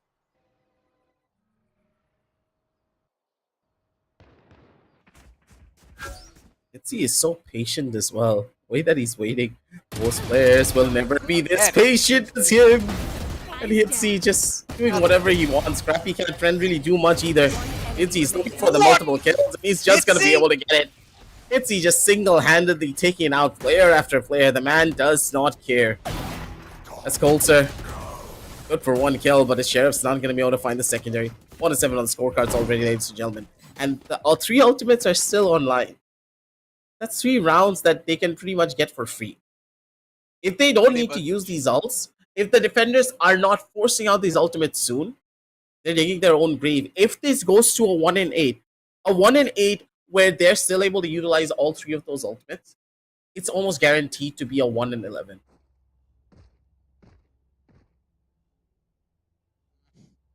Well, what can I say? They're facing a lot of bashing here. Nexus and Vision, they're not at all investing any of those ultimates. Getting the site by free angles. And the pushes, they're absolutely perfect. Oh no, Isaiah just playing it so close to comfort. He's going to be taken down. Hitzy again being so snappy with his aim. Even though it was a spray through the smoke, he has managed to get that frag. Right now, the loss of Sova will be big. A couple of frags coming in from Swift as well. Even Steven's situation, not Slayer. He's also stepping up big time. Race, being the last man standing, couldn't do much. As mid calls, sir. He's gonna put him down to rest. Second round for Nexus. Second round after so many going in for the corners of Vision Esports. So yeah, all 5 ultimates. They were waiting for this 5 men to have those ultimates. They were waiting for the Jet to have it. So they're gonna go ahead, become the absolute behemoths for this particular round. I'm hoping that they invest. I'm hoping that they do, because it's gonna give them big fruit. It's gonna be an investment, but the thing is, these investments don't happen that often because the team's not being forced to do anything. Happy Cat does spot out one. Here comes the breach, rolling thunder. Cypher already spotted. The poor guy's just flying in the sky. You gotta feel sad for the guy. Happy Cat's just been stuck inside of the side. He can't even do anything to live here. Opportunity is being presented now. One more player to be spotted. Iljabi, flash in hand. He doesn't want to utilize it just yet. Knows that it's a fake. Swings out, and he does get caught out in the open because of it. Not there. Good bait coming out from him. But it's now all up to Hitzy. So on the lurk up, this one lurk is just going to give him so much information. They have all of the ultimates that they need to try and hold this one down, but so do the defenders. In the back, that's the first smoke. Already being taken away. Hitzy, he's able to find one more kill. That's gonna be big, but it's not even a requirement. As Hitzy comes in with the lurk once again, a triple kill to his name. They need to start being a lot more aware of what the Killjoy is doing. They're letting Hitzy do whatever the hell he wants. That's true. I've never seen a KJ go ahead and become the lurk and be so darn good at it. 3 frags on those. Good at it. It's not the good at it factor anymore, Azora. They're not looking at him. He's just gotten into a lurk position about 4 or 5 times already, and they just destroyed him. That's the thing. That's the thing. When you have the VIP pass, nobody checks what your ID is. And that's one thing which is doing. Daylight robbery. Going ahead, getting all of those frags. And right now, White is creating a gaping hole towards B-side itself. And another one. Hitzy, just piling right on top of it. Finally, he has been shut down. His hair way too close to comfort. Oh, he's just going to be going ahead for the spray. Doesn't have that good of a victory here. For now. The moment he's going to peek, he's going to get at least one. Iljabi puts him down instantly. Crappy Cat, the last man standing, has a phantom. Can do something, but there's a double peek. And I don't think so. This is the odds he needs to fight against. He doesn't need to. I love the fact that one guy hit him with a phantom headshot, the other one hit him with a vandal headshot. Insult to injury. It's rubbing salt to the wound. Like, this is what he get. It's a double peek right in front. And I believe that he should have been more cautious. Happy Cat should have gone instead of committing for that peek. So yeah, mistakes after mistakes. And Nexus, they have 4 ultimates available. But rounds look very, very slim for them. It's just 2 on board. They need to bring in more. You should run.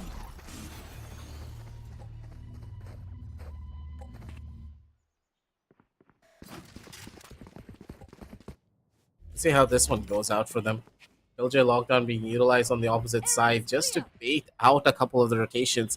Now the defenders, they're the ones who are at a very significant advantage. They can stop a lot of these rushes or even go for a full-scale retake if they want to here. Crappy Cat in towards the back. He's trying to force his way in, but where are your cages? Where are your cages? If you want to take entry over towards the seaside, you need to have a cage right in front of you so you can use it to stop any of these rushes.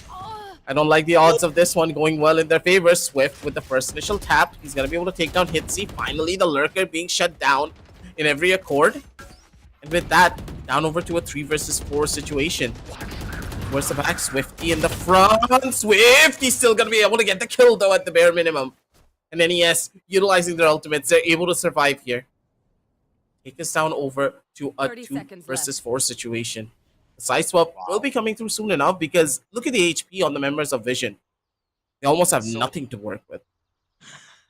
So it looks like just one breeze right beside his ears and he's going to be dead. Moving forward, trying to get the map control. Both of them 10 seconds a bit left. confused by the time. It's running low. They have to go ahead. Mid will be the perfect venture. But there are already 2 players waiting for them. And the arrival will look very bad. As Goldster gets 2 fragged for himself. Finally, Nexus has gotten the 3rd one on board. But like I mentioned earlier on, Aggie, 7-5. 7-5, 6-6, 8-4. These were the magical numbers. 9-3 is already left. So this thing to come back will take a lot of effort from the corners of NES. So I'm hoping that they're willing to put in all the effort in this particular pistol round. Just have to wait and see how this one goes out for them. 3-9 on the scorecards already. Tough position for them to play into here. Then again, Scanning ahead. so many of their odds There sacrifices. they are. It's not going to be looking that good at the end of the day. Oh, nice shot. Slay way too low. Kill as well. It's Void. Putting kill for him, and not really that big of a surprise now either. Look at the damage that Void was able to do as well. The guy already took down 2 players to very low HP, but overstayed his welcome for a little bit too long. Crappy Cat with the swing is going to be able to catch him on the movement. Did you see that the poll has also been showcased? That the top fragger for the side of Vision Esports will be Jabi.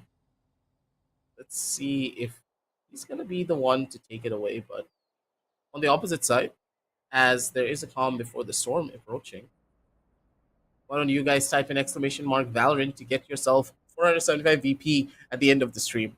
Don't forget, we did the math yesterday. You are a constant winner. You're going to be able to do a lot, just like Jabi. Spike down A.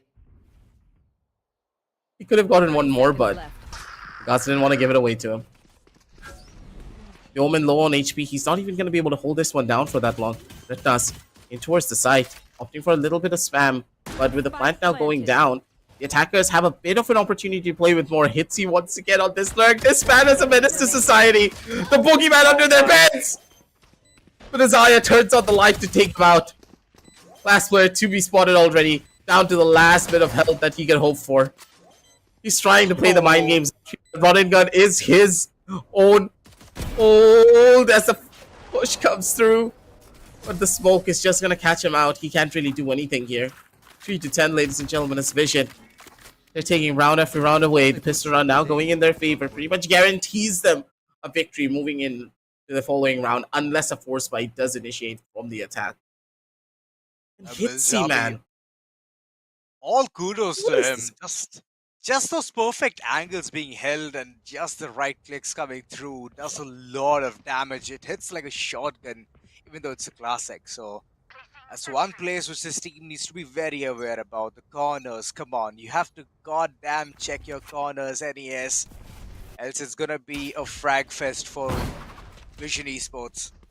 For now, information retrieved. Void is already aggressed way too forward. Not Slayer, so uncomfortable. He's just waiting for the smoke to dissipate, and that's where he can go ahead and get at least one frag or two. A good flash coming through.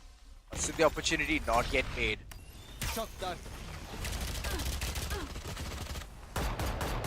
Oh, Retnaz, he's able to push himself up a lot more further forward. If he wanted to, there was a chance that he could have maybe broken out from inside the smoke and caught one of the players, but not taking that much of a risk just yet. Let's see.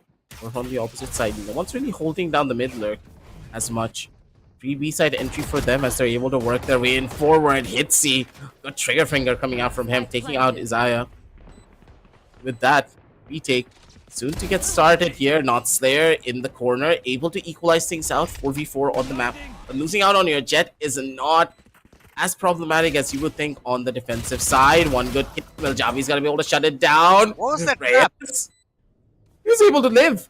The trap was a slight bit questionable, but it kind of did his job as well in the process. 3v2 already on across the map. The spam not really working out in their favor. Oh, the ninja! Last player standing. Yeah, this is done. Oh, the ninja! It's gonna come through. It's definitely gonna come through. Vision Yeah. Esports, Aggie. What can I say about them? Whatever I say, it's gonna be less. The way they are just going ahead, exploring every single part of it, nook and cranny. No matter they're in attack, they're in defense, they know how to play this map. So it's a good thing for themselves.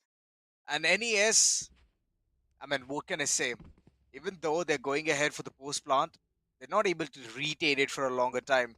All they had to do is point out where the spike was and shoot the diffuser. That's all. But no, it was impossible because of the amount of bodies which were being thrown right in the middle of all of that action. What? Getting grabbing Cat alongside the third could have been as well, but Swift, so swift onto getting those trades. And it's an even Steven situation. Hitsy, he's going wild here. Eh? 3. Why are you looking behind you? Jabi? Brother in Christ, you don't need to look behind you. The players can't be neon and just randomly rush through main that quickly. Got one. Are you kidding me? Never mind. If Hitsy got this clutch, that would have been something sad. He's been always lurking around in the back and just backstabbing them every single time. But boy, these shots were so crispy. Dash out immediately with the swing. He could have gotten the other one, but he got wall back. Like, why did the Javi just look towards the opposite direction? I have no idea, no clue whatsoever. I believe that he hoped that people have already pushed through the gates of A main and he was just checking his back to be clear about it, to be sure about it. But unfortunately, he was shut down instantly. That shorty would have done a lot of damage, you know. And Hitsy, it would have been a good situation for him to clutch as well. But okay, that's what it is. A timeout coming in Nexus, trying to maintain their calm, maintain their chi to go ahead, get multiple rounds on board. I mean, the last one was just a start, so I'm hoping that they can get more. They have to be Reyna with ult, you know. The moment she kills one person, she tells this very dialogue, which is more, and more.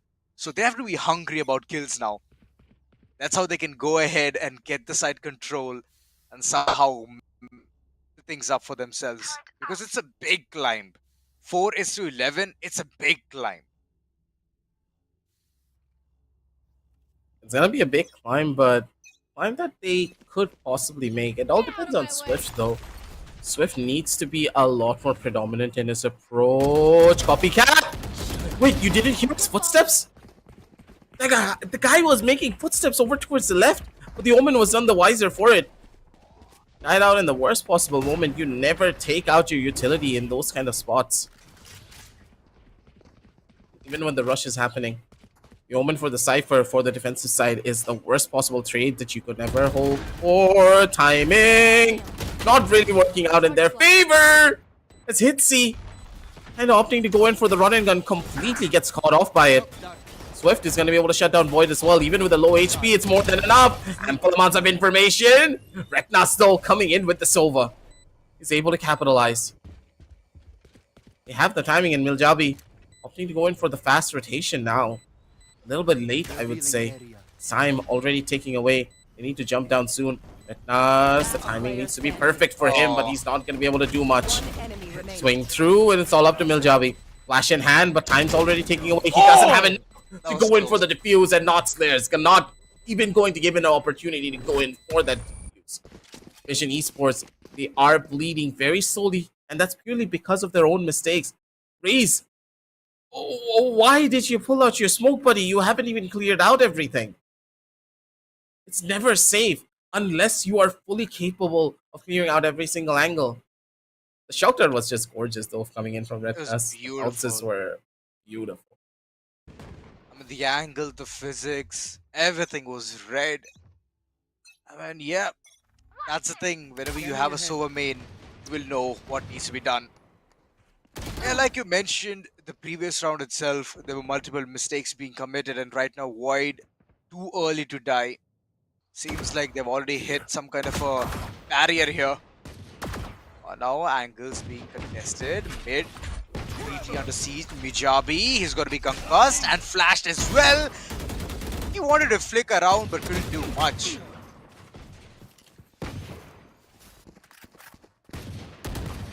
Try to see if we could break a tripwire. Would have been different, but okay, Retnos!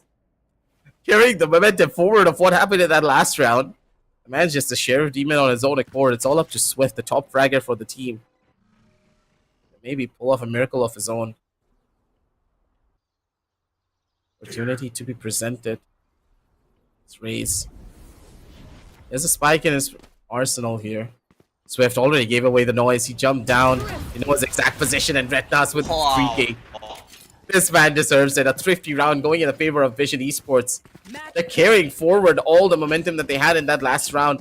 They knew they should have won that round. And with that, Retnas. I don't care if he didn't do anything for the entire. I don't care if he has only 9 kills and 8 assists. This guy is the winner of this round. And you know for a fact too, Azura, players that win out on ecos are way more important than the players that have 30 or 40 kills in a game. Because these are the players that are getting these impact frags. Retnas is doing exactly that.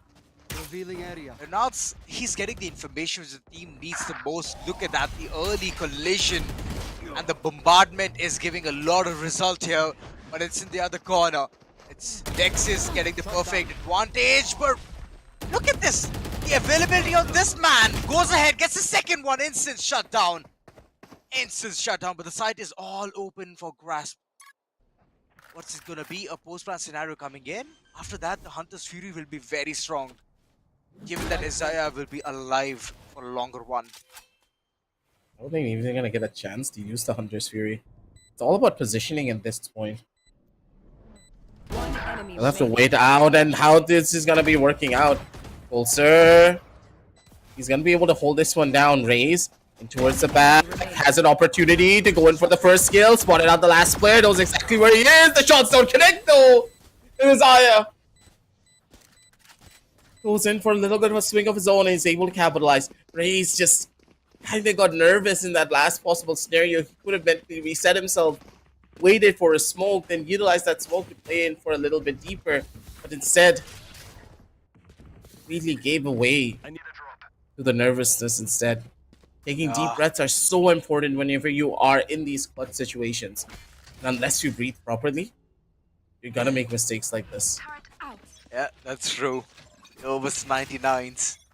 Vision Esports, they're so close to victory, but they're not able to seal it shut. And Nexus, capitalizing rounds after rounds. They have good amount of ultimates as well. And the utility game, the moment they're in the attacker's half, they're playing it so well. Look at the way there's this clearing going ahead, understanding what kind of situation can be created. Miljabi, aware about his whereabouts. Opponents being shut down instantly. And the post-plan scenario, it is gone. Everything under the kitchen sink was being thrown towards that V site. maybe they did a little bit too much, though, I would say. Hunter Spirit, not really that much of a necessity, but he spots out the last player too, so that's completely fine. 1-for-1 trade for them. 3 versus 4 on the map as Hitzy coming in for a little bit of a swing of his own. He's going to be able to find the kill, and Hitzy with the fast entry. Yes, full control. Garage player also being spotted at the post plant. Pretty much done and dusted. 4 versus 2, not really going to be the best spot for them. Holster doesn't really have the smoke spam that he wants to try and get this one done. Void coming in with the classic and hits you with the last 6-13, ladies and gentlemen. As they get the victory and they get this one done. The map of Haven is their playground. And we could tell that a lot of these rounds went to a last possible moment as well. Both teams, they were easily matched up. But Nexus, they took a little bit too long to figure out their game plan and strategy, resulting in this loss. A 9-3 scoreline is a very difficult one to come on back from as soon as you lose out on that pistol round on your own, on your second half. Because 9-3 to an 11-3 scoreline, it's difficult to come back from. I mean, just imagine they would have won the pistol round. It would have been a different scenario altogether. Their scoreline, which we are saying, it would have been way too different. But ultimately, it is what it is. The way Vision was going ahead, pressing, putting the pressure, being in the defense half as well, they were getting those rounds. And that's one thing, right, Aggie?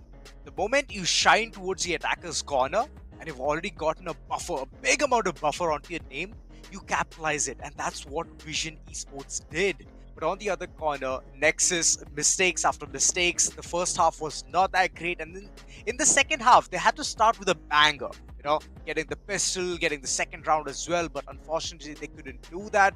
And the surprise element, that was missing. That was completely missing from Nexus corner. So yeah, that's one thing which they need to learn. So I hope they have learned whatever they could. Absolutely. They'll have to just give them a chance to go on back to the drawing board and come back even stronger. Nexus, they have players that are really good. Crappy Cat just felt a little bit lost, I would say, in a lot of these scenarios. He was taking risks that he really shouldn't have, and even if you're taking those risks, why not have the utility present for you to take those set risks? I didn't really see a cage in front of Garage that normally Cyphers use to brute force their way out if they have a judge or any weapon in hand, mind you, that they can use to just clear out the left-hand side cubby corner. You can sit inside of cubby, utilize the second cage, force your opponents to utilize their own utility to try and clear you out. And if they come into your playground, you can easily convert for kills. These are the type of things that the Cypher really needs to do. Haven is a map that is heavily built upon your Sentinel player and also your duelist. Initiators are strong, yes, but initiators are just there to give you a little bit of setup. They can't do much more than that. Like, Red Naz is a completely different matter. That guy's a beast of his own. But you could tell, like, it was Hitzy who got them a lot of these rounds. Yeah, I do get it. Void was an incredible entry. He did his job. But Hitzy, with his lyrics and the way that he played with the timings of his opponents, there was nothing to punish him. I don't know what Nexus was thinking in a lot of these scenarios that they allowed Vision's Sentinel to get free real estate over the entire map.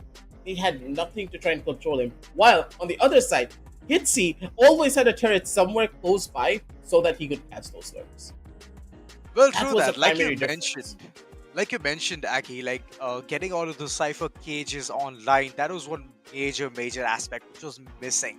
Crappy Cat, he knew that he's been constantly pushed by Void. Void was Jet, and you know the vertical, horizontal movement the Jet can do, and that's one thing which you could have stopped. You were always right behind the block. You were trying to get that perfect cover, so you could have thrown a cage right off the bat in the early round itself, so that whenever you know that the dash is coming through, you can activate the Cypher cage, because later on it's going to be very tough for you to be like so proactive and even go for the kill. So those are the things which you can easily make a build for yourself, and that's one thing which was completely missing by Crappy Cat. So even though having a Cypher is advantageous in the map of Haven, still it was not given enough chance. Moving on, like you mentioned, Hitzy, man, this man was built different. Every single time he was going ahead for those backstabs, and he was doing it in a much good old fashioned way, and hence you can see the 24 kills onto his name with a death ratio of 12 and assist only 2. On the other corner, it was Swift, hands down. His performance was literally through the roof. He was trying every single ounce of his gameplay, whatever he could bring onto the table, and he did his due diligence. But yeah, vision, they had a vision already set, constant, and they hit them like a train. Absolutely. Swift, I would just say pat yourself on the back, man. You did a really Yeah, wonderful for sure. job. It's small positioning mistakes here and there is something that they really do need to change. Understanding the weapons that you have and the utility that you have in your arsenal as well, how to utilize it properly, things will be a lot more different. Let's see, we already plays this man a little bit too much. If we do it more, I think it's going to get into his head.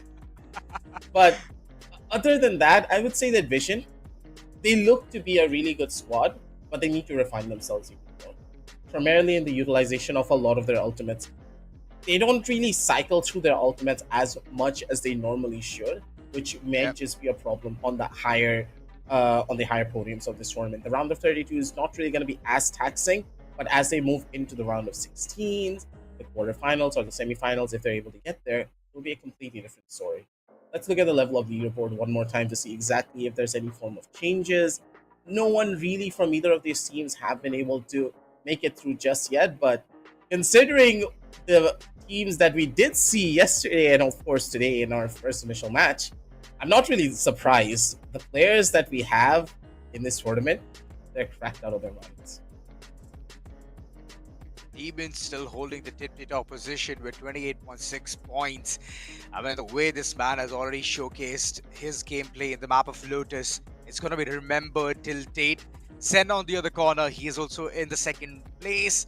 SPR, I mean, his gameplay, it's missing today. We have not seen much of SPR, and I'm hoping that soon we'll see him today, tomorrow, whenever it is. We're going to see him real soon.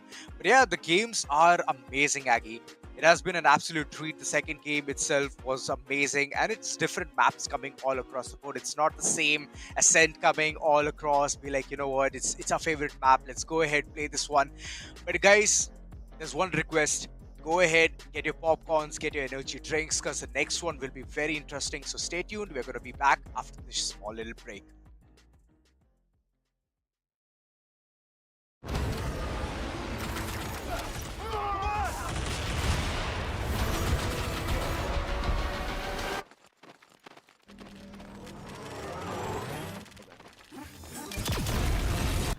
When are you gonna upgrade your system?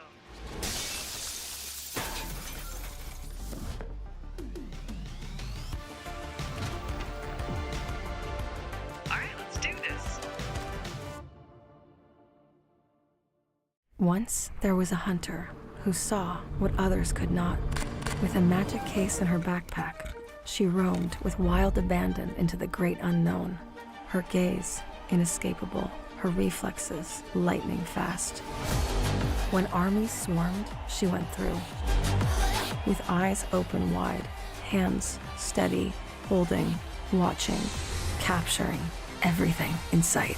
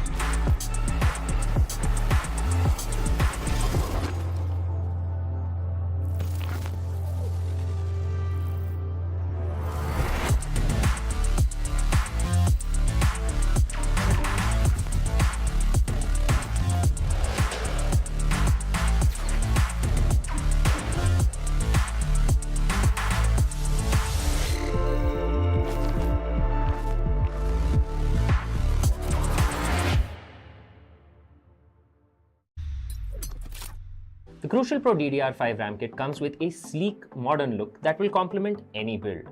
But aesthetics aside, it's the performance that really matters. So let's dive into it. The default JEDEC timings are 46, 45, 45. but it does come with 2 XMP and Expo settings for those looking for a little more performance. With XMP 3.0 Profile 1, you can push the speed up to 5600 megatransfers per second. If you prefer a slightly lower speed but tighter timings, Profile 2 offers 5200 megatransfers per second at 42 timings. We've run some benchmarks and stress tests to give you an idea of how it performs. In general, dropping the speed and tightening the timings with the second XMP/Expo profile yielded better results for us on our test system. Paired with a Ryzen 7800X 3D, we saw anywhere from a 1 to 5% performance bump depending on workloads. All in all, the Crucial Pro DDR5 64GB RAM kit by Micron is a fantastic choice for first-time builders and enthusiasts alike.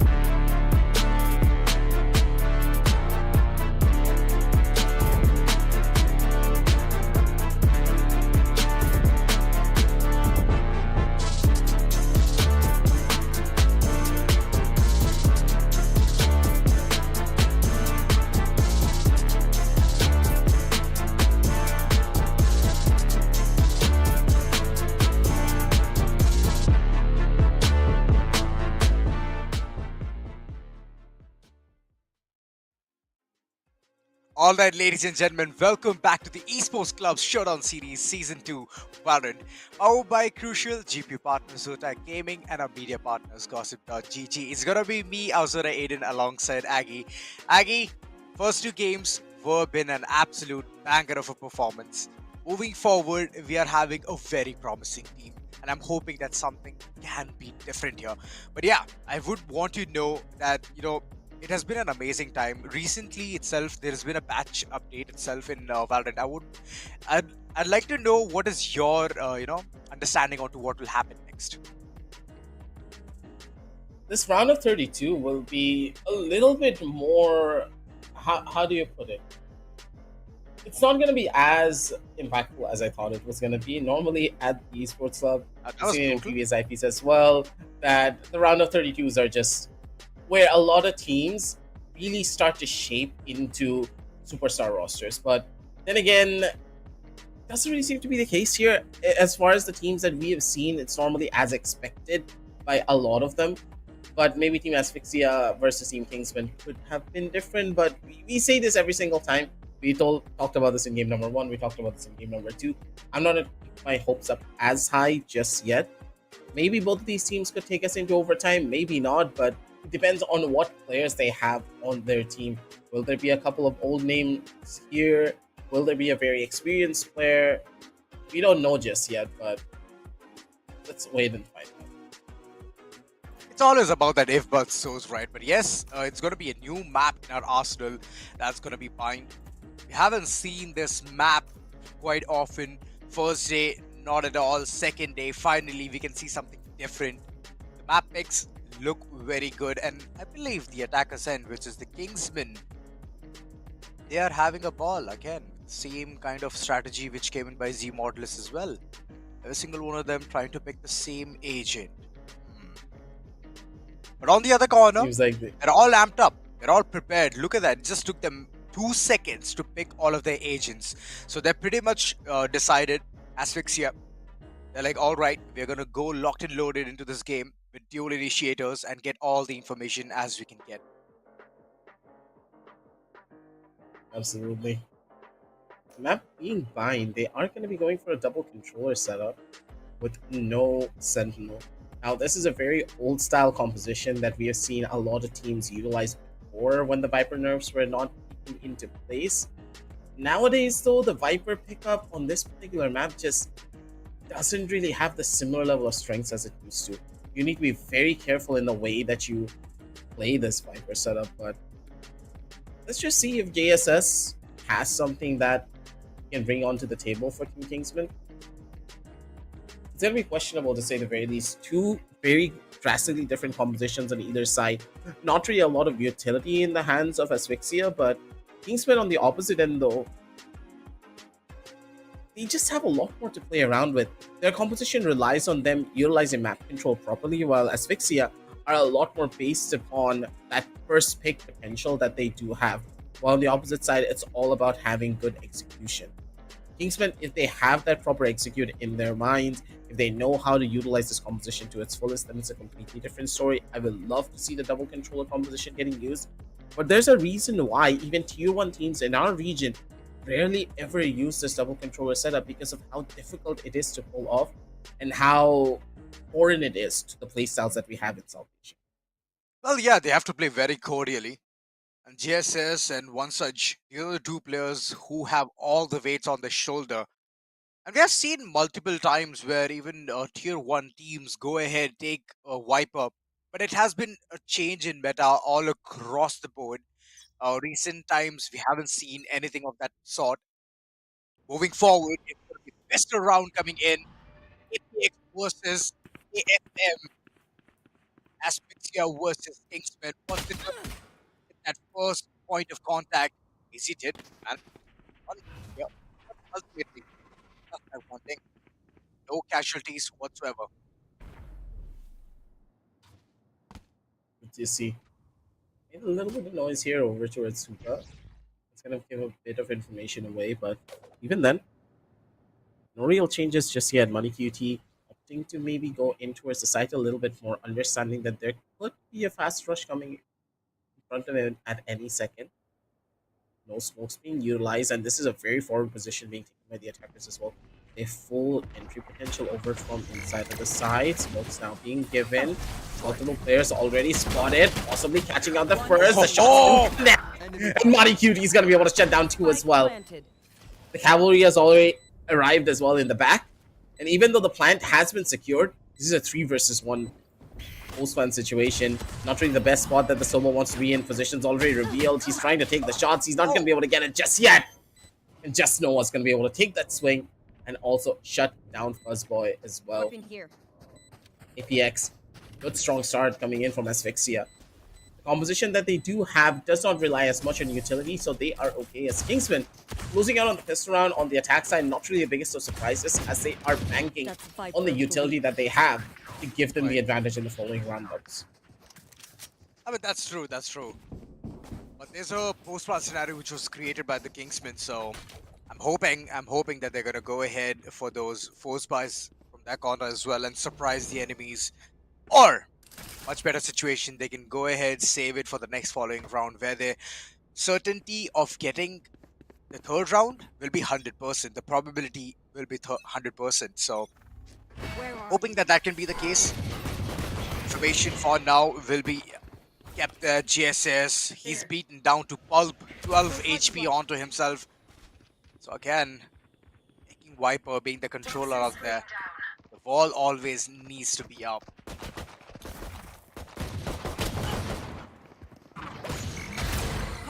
Ooh! Okay. Good shot coming out from him too. Quick. Let's get the hold. Multiple sheriffs in hand. Not frantic. He's just getting every headshot that he needs. No real words can describe how beautiful his aim has been. Good round for him. As a Blade Storm, a little bit closer to it. As a raw aggression seemingly is a lot better than what they're trying to do here. GSS. Sorry, JGS. Opting to go for a bit more of a lurk. His position's already been spotted. He's not for frantic. Has his phone number to try and call him up here. One small swing. He's already going to be done for. Position's trained. It's already ready. As JJS is trying to test the patience of this jet for as long as they possibly can. Position's revealed. Shots missed. He's not going to be able to hit it. But he does get it right up till the very end. 4K for him. The Spectre also retrieved. So overall, the defense, they can play a full-scale save bonus round for their entire team. Well, Kingsman, True. they need to get a good understanding of what they want to do to try and even take over this A side. The Viper needs to be a little bit more proactive in the way that she utilizes her walls. GJS, there is a wall that you can always use on the A side to just bait out your opponents, to force them to think that, hey, we are pushing in towards A, but that's not going to be the case. This is a big change, though. A full-scale rush towards A from the defenders. They're trying to utilize their weaker weapons and take the initiative first. Well, true that. All the corners being checked, and for now, JJS good for only one. What do you see? Isaac flashed himself. Managed him down is controller, and one Shudge being the last controller for the corners of Team Kingsman. Oh, now the train, it is heading towards side B itself, and Cypher is just waiting for his time to shine. The angles are going to be picked off right off the bat, and look at him getting all the information that he can get fast, foster, manifest, and second frag also goes in. Oh, this is a done case. Have to run away from this corner. Teleport, that's right. Moving towards side A, go for the post plant. That's the max they can do because it's man count advantage for Asphyxia. You think that as they do have a Sova, they're gonna utilize it? Yeah. You think that if they do have a Sova, they would start to break the tripwires with the shock darts, but they're rushing in without breaking anything.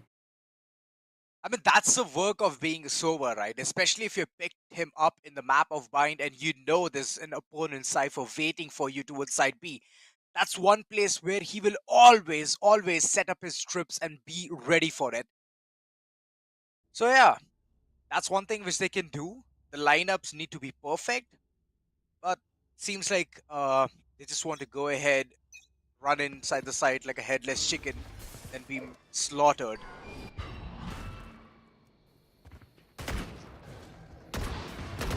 I say he does have a pretty good position of his own if he wants to take the seal here. They're not giving up A short for free, and I love to see this. Good positions. The arm was spotted, but he doesn't want to take this fight just yet. We're towards the back. We do see a good position coming in from Not and Frantic. But he kind of fell asleep on the trigger there. One free gun now going in the hands of the attackers. They have an opportunity to capitalize on top of it. Isaiah, you're taking a very dangerous duel here. If you do die, it could be bad. But Isaiah instead is able to survive and equalize things out.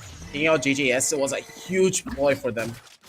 Without that Viper wall, that's one angle completely out in the open now. Brimstone needs to be the one to go in for the most optimal smokes for their team. I was about to say, let Hasey cook. And we saw him cook. He cooked it so well.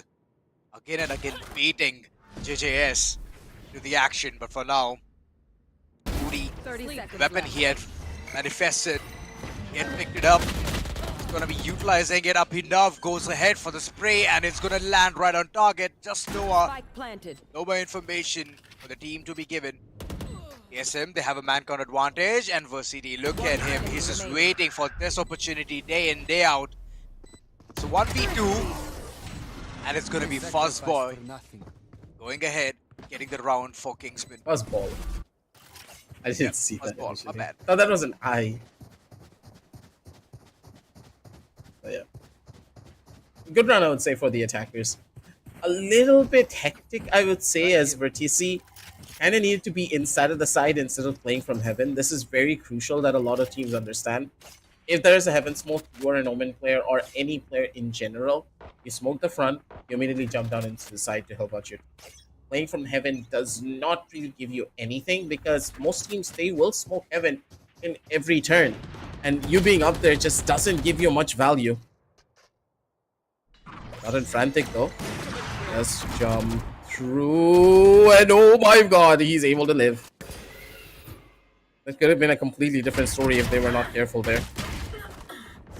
JJS holding this one through as just Noah is going to be able to shut down one more. 4 versus 3 already across the map. And at the end of the day, think about it. Even if they are dying here and they're having a difficult time trying to get any of these rounds, APX, they're only delaying the inevitable. Unless APX is able to score about, what, 6, 7, oh no, I'm going to say at least like 9 rounds, they're going to have a really hard time going on the defensive side because that's where this double controller setup will be at its finest. Okay. Nice recon bowl. Probably learned it from Postman OJ.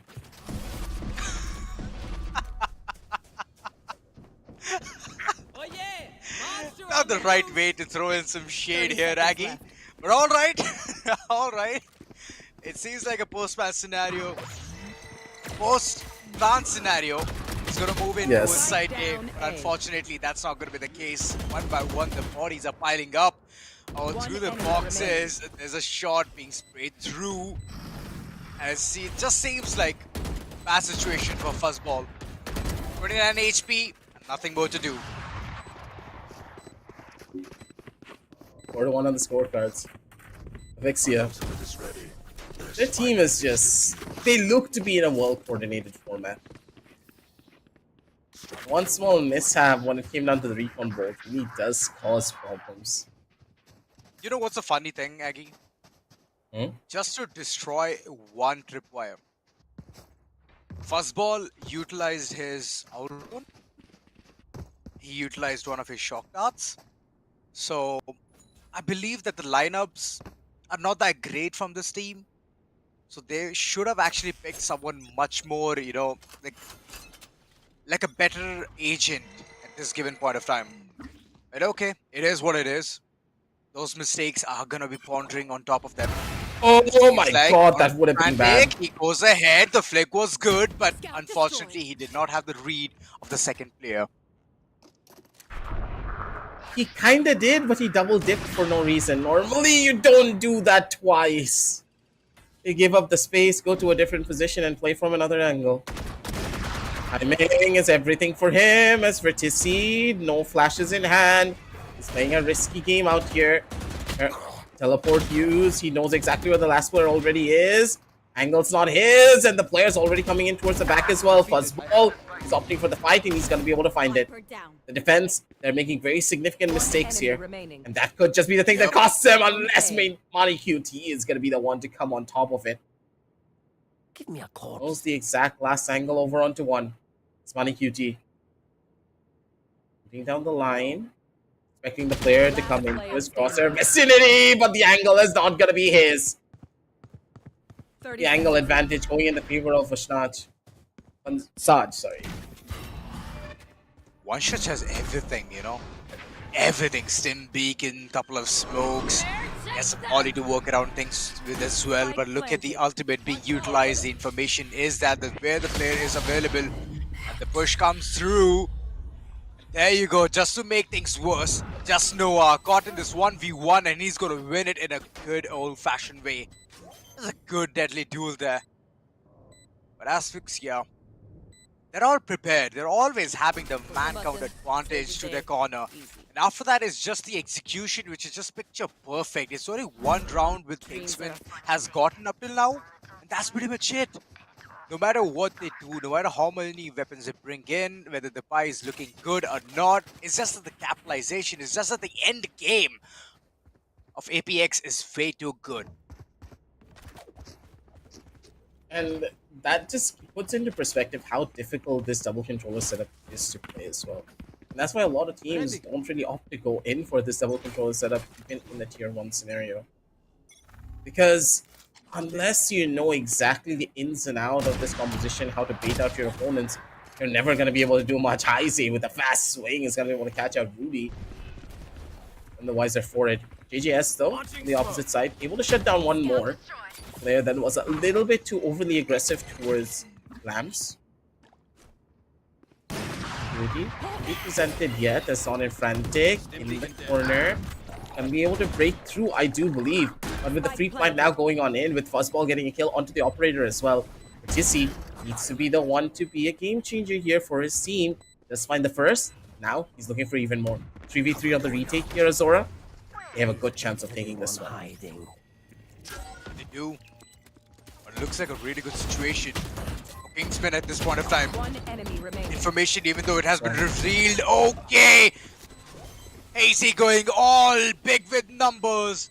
Even though it was a 3v3, the option of winning this round was slim to none, all thanks to Hazy.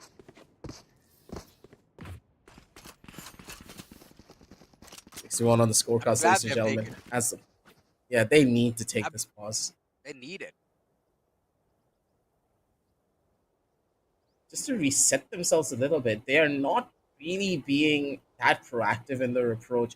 Normally, when you have short control, what do? You need to take over backside. It is crucial. There was no one towards Lamp. You are not aggressing towards backside. What is the use of the ultimates that you have in your score? Why are you sending Rudy by himself over to Showers as a race when you know that your opponents are heavily playing towards Showers?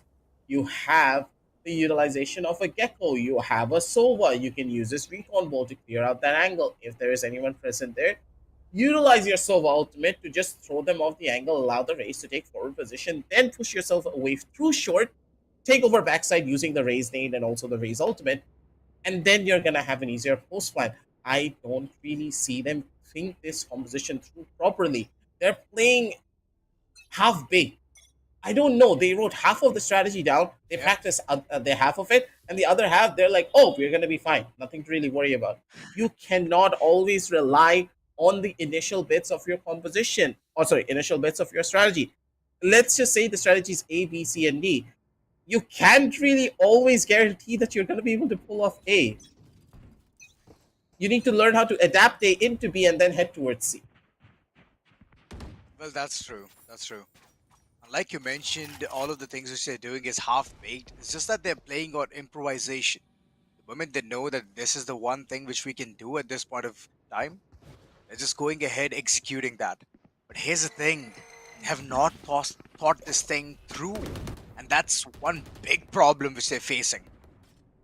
For now, again, The entire area of hookah has been completely smoked off, so no room for any error from the corner of Kingsman. They're not going to be pushing through the smoke and jumping down as there's a tripwire waiting for them as well.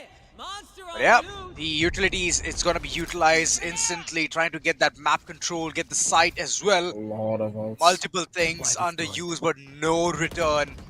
All they can do is go for a post-plant scenario. That's pretty much it. And look at this. Spike planted. Monique just waiting it out, waiting for the players to be peeking at this point of time. The second one comes through. Omen going all big. Kingsman. Well, it's just a slaughter fest for them. I'm no longer say long live the king anymore. 71 on the scorecards. This is just very rough overall. Money QT as well, being able to get away with this kill, and then Vertisi being so close to the angle, ready and waiting to take the trade over onto Money. That's the thing, the team is constantly playing for trades. None of them are alone. And Kingsman, even if, yeah, you could say they're not alone, but their trades are not coming through. The confidence of the second player who's taking the swing needs to be always ready and present. But just not there. Their trades are a lot more slower than expected. They're hesitating. And on a 7-1 scoreline, hesitation like this is bound to happen, but you need to come together as a squad if you want to turn this one around.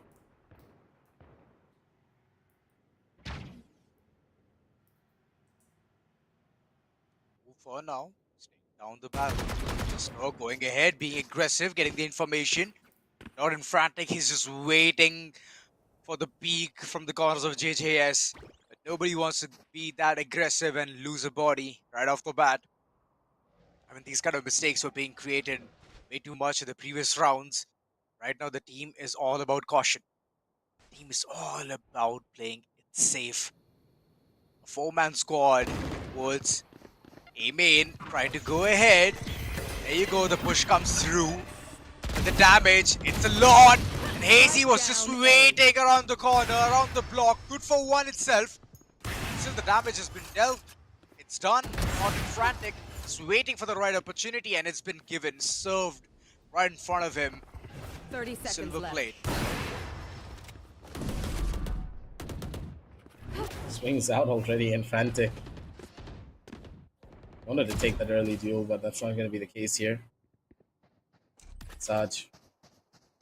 Towards the back, he wants to take a little bit more of an earlier duel here. They have a free B-side to play around with, but not that free as you would have expected. Body Cutie is going to be the thing that shuts him down. 5 seconds left on the clock, and there's absolutely nothing that you can do to try and win this one round. 8-2-1 on the scorecards. Ladies and gentlemen, it's Asphyxia. They don't need a very strategic best composition because, once again, it just proves my point. A team that is well built on the basics will always beat meta compositions in Valorant because their basics are just better. That is true for any game that you play. Competitive shooters, MOBAs, you name it. If your basics are strong, it doesn't matter which characters in your team, you're always going to be the monster. Well, what can I say? Asphyxia, they're just prepared for this kind of situation again and again, getting the information that the entire team is rushing in towards side B itself. Manny Cutie, he's just waiting for this golden opportunity. Again, the tripwire is on point. And look at was City. He did manage to get one there, but the controller, he's gone. The corners of Asphyxia. That's one big problem. Manny Cutie still towards the elbow, waiting.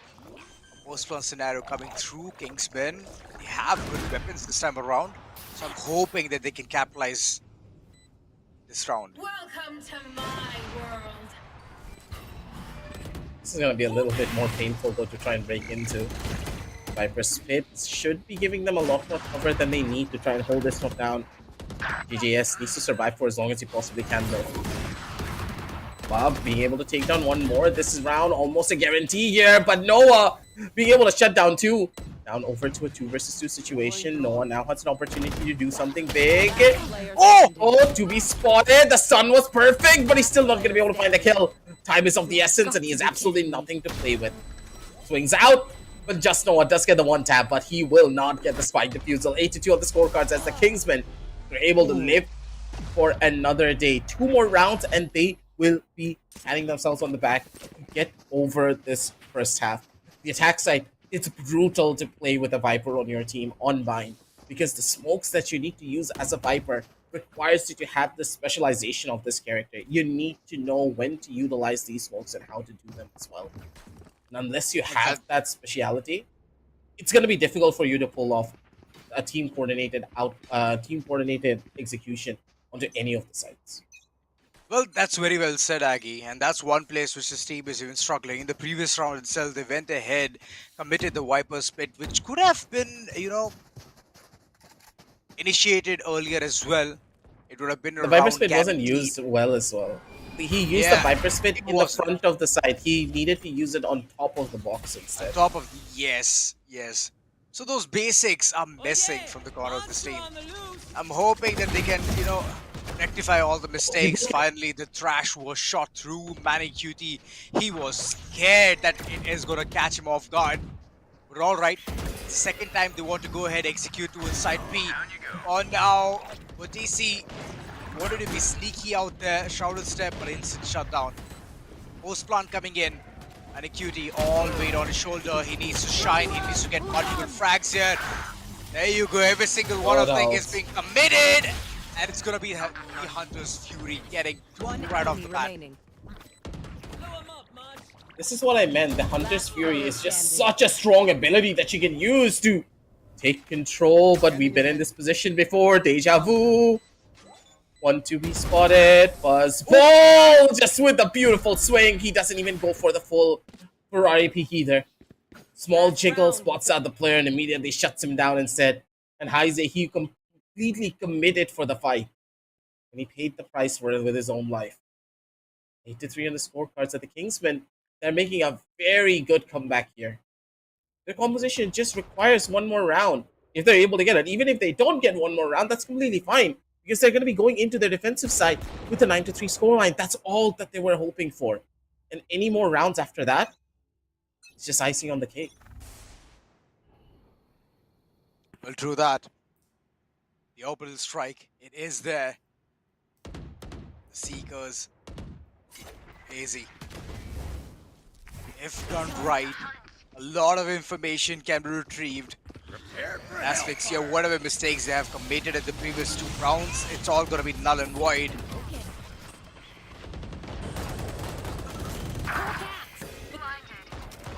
Chaos, which Asphyxia is going ahead, thriving, getting multiple frags, but Kingsman capitalizing this, having a man count advantage as well. 2 major ultimates available. But there's only one single corpse. Spike planted. Just Noah. No. No. This is the bad time. This is a very bad time. Unfortunately, oh, he's back. The time. It seems like it's slowly, steadily just taking away. Revealing area. They lost about a solid 10 seconds with Noah standing there. Really a tough one to try and break into. Oh! Why? First ball! They have a chance. They still have a chance. Players already spotted, but they need to do this one quick. I mean, I was not going to give this one up for free. Utilizing the boxes to its fullest. 8-4 on the scorecards. They didn't have enough time. They couldn't wait it through. They needed to hold down the spike immediately, at least get it to half defuse. And Abhinav used that moment of pressure to its fullest. Good swing coming out from him. 8-4 on the scorecards. Ladies and gentlemen, Kingsman, they did a wonderful job. That is a very admirable half coming out from them. Right at the very end, when the push came to shove, the team was able to come alive. Well, I hope it's not too late. The pistol needs to go right. If it doesn't, then APX, again, they will have that advantage which they have been creating since the beginning of this game. 8-4. 4 rounds lead.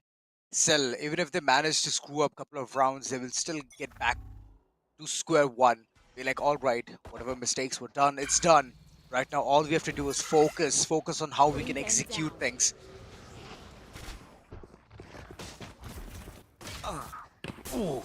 Not in front X, starting things off with a really good manner here. Getting the side control as well. Nobody seems to even step the bounds, and look at the rotation being called in. Every single one of them towards elbow, towards B main. They're reaching slow and steady towards the side. They have to do it fast. They have to do it quick. Manny Cutie, good for one. One enemy remaining. Right now, the bodies are piling up. Well, pistol had to be right. Kingsman, they couldn't do much there. I think I told you this before in the past as well. And I think I told Ahana. I don't know if I told you. I have a very... how do I put it? What's the word for it? I can't find the word. I have words that I live by whenever I play What the do you want Apple to say? Pie. No. Like, so I have words that I live by whenever I'm playing the Apple Pie. Okay. You will never, ever play the B site on a retake. Why is there one player on B? You want to retake B when you have a double controller setup? That's what I want to question. That is something that you never do for one reason. You cannot take full control of B that easily. It's a tough call. And it's a force buy situation coming in from the defenders. Wait a minute. I've never seen a force buy coming out from the defense like this. And they're able to make this one work. 1 second. A force buy for the defense. Wow. And they did wonders with it. Yeah, they did. Even the attackers were very confused. Why was there a stinger inside of lamps? Well, that's a good question. And because of that, they could pile up a really good weapon as well. Well, APX completely dumbfounded, not knowing what the situation looks like. After that, the capitalization, well.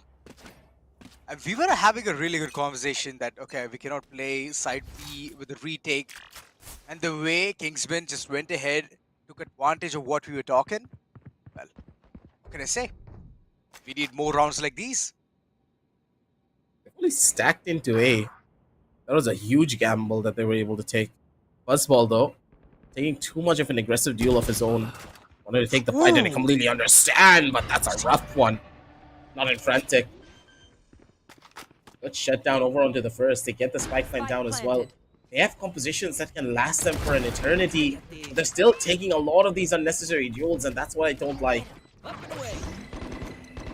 Abhinav able to shut down what Rudy with the next couple of more frags is all that they need, but Rudy's Boombot is going to be able to shut down one more. No real utility just yet. A bit of a dink, but that's all that he's going to be able to find. Rudy comes in for the big save, and Abhinav with the shutdown. That is absolutely free. And Rudy now has the showstopper as well in his arsenal. That adds even more extra firepower over onto the team. 9-6, ladies and gentlemen, as the Kingsmen, they're making a slow and steady return. Yeah, Rudy has been waiting for a really long time to pop off, and finally when he got his, forte onto being in the defender's corner, he's playing it in a very good fashion way. Whenever he was in the attack, he was not able to find the opening towards the side, and they were not able to do much there. Finally, being in the defender's corner, they're trying to make do with whatever mistakes they have made in the past. Just forget it, reset, and go ahead, execute, and get those rounds. 9-6 being the scoreline. We have seen, 9-3, and after that, APX hasn't gotten... Oh, sorry, 8-4, right? After that, one round, the pistol round, and after that, they couldn't do much. So, confusion is all there. They need to understand how they can approach towards the site, because all of these mistakes are costing a lot of damage. Just look at it. He's so low on HP. Finally getting those heals as well is one of the good things. And Rudy, only good for one. Yikes. Not going to really catch out Buzzball, though. Maybe Manicuti can get a little bit further forward into the side, but he's not going to be risking it either. BJS already taking over a lot of the feast real estate has been given away by the members of APX, and this is the strength of a double controller setup. If you want to hold down on that B side, you can do it for as long as you want. This is why I always say never play the B side on a retake. Either you die or you keep on fighting for it and you're able to win. 30 seconds left. Corner, Heise spots out the first player. Moneycute's gonna be able to shut down one and Heise with the second. There was no way to trade either one of these players. They were playing a complete isolated 1v1. If they lost their duels, this was a guaranteed loss. They do have the Thrash, though, to get them a little bit more of an easier entry. But even with the Thrash, I don't know how they're going to be able to take this one over. Oh, way too much in the open. Way too much in the open. Can be bad. One surge. Good capitalization. Just Noah was so greedy. Not okay. It's my chance to shine. But for now, post plant. One surge still waiting. The golden opportunity. Wingman for the defusal. Didn't do much. Thrash being used again. No result this time around. And one by one, the bodies fall. 10th round going in for Asphyxia. And they've already hit the double digit. So, tough times. Kingsman. Like you said, you know, they had to win those individual fights. And if not, the round is bound to be lost. And that's what happened. Kingsman lost two valuable members towards side B. They couldn't go ahead for that retake. Absolutely. 10-6 on the scorecards now, ladies and gentlemen. As Not in Frantic kind of booked his dash a little bit too early before the entry even began. On the front, Vansaj is going to be able to take down in Frantic, who was a bit like a fish under the water. A fish out of water, sorry. He's not going to be able to do much. Vansaj in towards the back. He does have a little bit of an opening to play with. Vertisi. I think of a bit more than he could chew. He wanted to go in for maybe a bit of a cheeky kill or a forward position, but Recon Bolt just completely threw him off his game. As APX, I don't really know what the game plan was going in towards short. Infrantic popped his jet dash, but for what reason? He didn't even utilize it to take a bit more of a forward position. He just started to slowly walk up, and then with his dash gone, he was stuck in the middle of nowhere. Vansaj just casually took him out. 30 seconds left. 30 seconds on clock. The rotation being called in. Asphyxia, they have very low members in the team. Still, JJS is just waiting for this kind of switcheroo coming around the corner. And yes, you will understand what the gravity of the situation is, but the post-plan scenario can be created real soon. Asphyxia, they have to do this one. Manny Cutie is way too low on HP. The shock dart was on point. Second one comes in as well, but one shot, he's going to be shutting him down with his raw aim. 7th on board, Kingsman. Look at him. Look at him flex his weapon. Alright. You can go ahead. Going for the defuse, though. See, it's like, no, you do it. No, you do it. No, you do it. It's that conversation going on with teammates. What are we, British?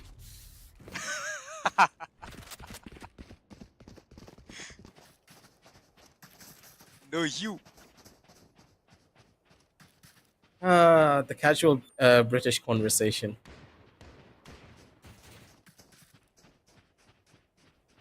But for now, 10-7 on the scorecards, ladies and gentlemen.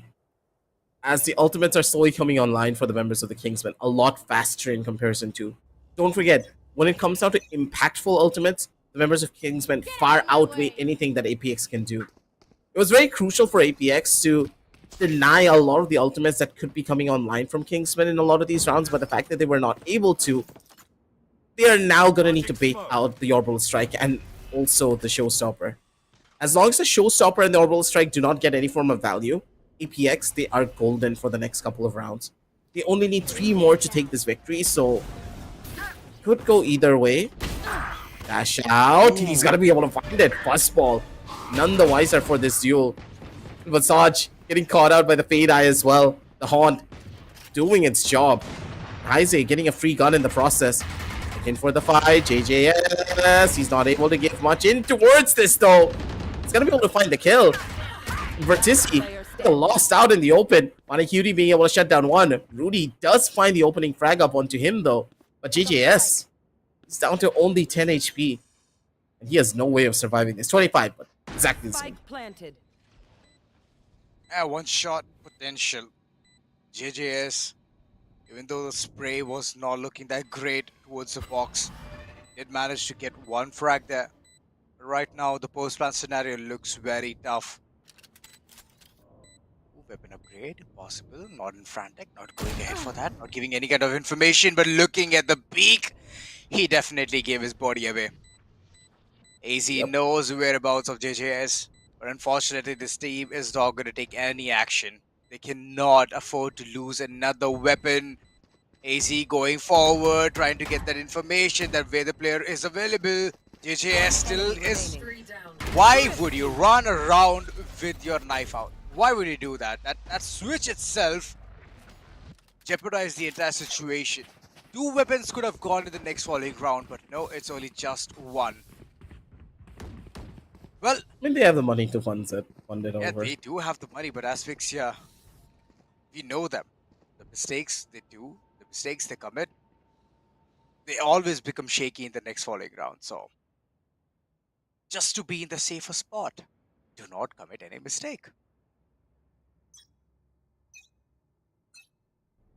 Just have to wait and see how this one goes for them.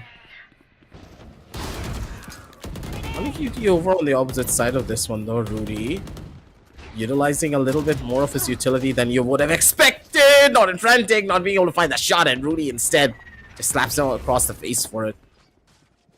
Punishment was sublime. The Jet no longer in contention. Manicuti has been spotted, but he has that chance to reposition.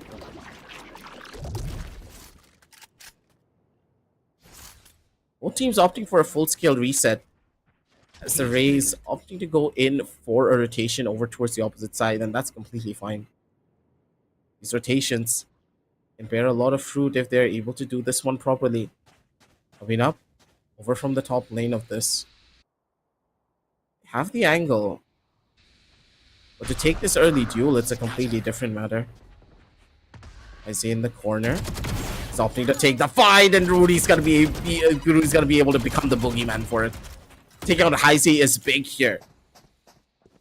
Not having the Sky to go in for a flash into the Viper's pit, that's a very dangerous ploy. Scanning ahead.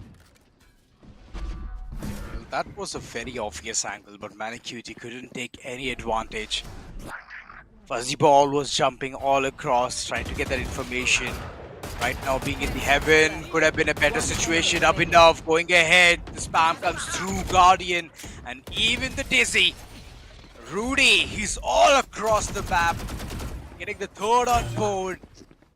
Kingsman, they're inching their way close onto getting that 11th on board. This was the place where everything just fell apart, and the Viper's pit. Well, finally, I could see something better here.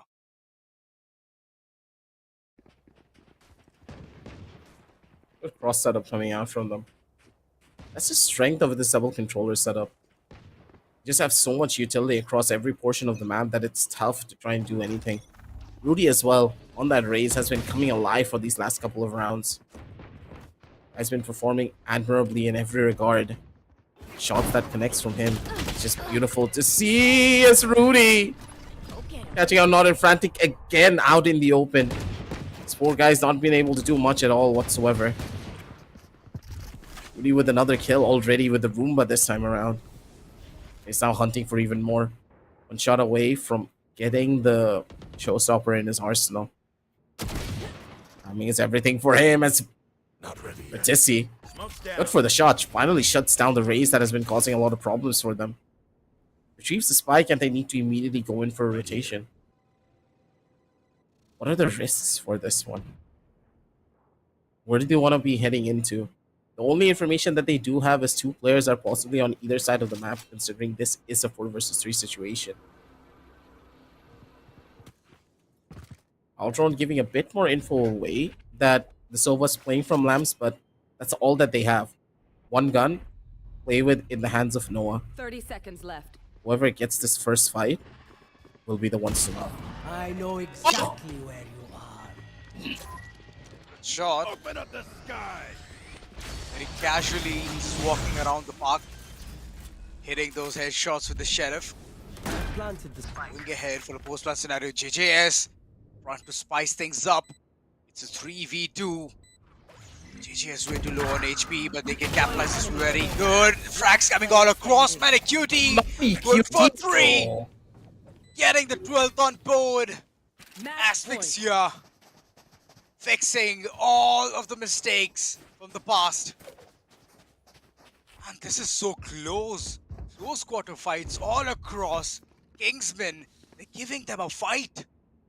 I've not seen a scoreline go towards 8. And it's possible. It's made possible by Kingsmen.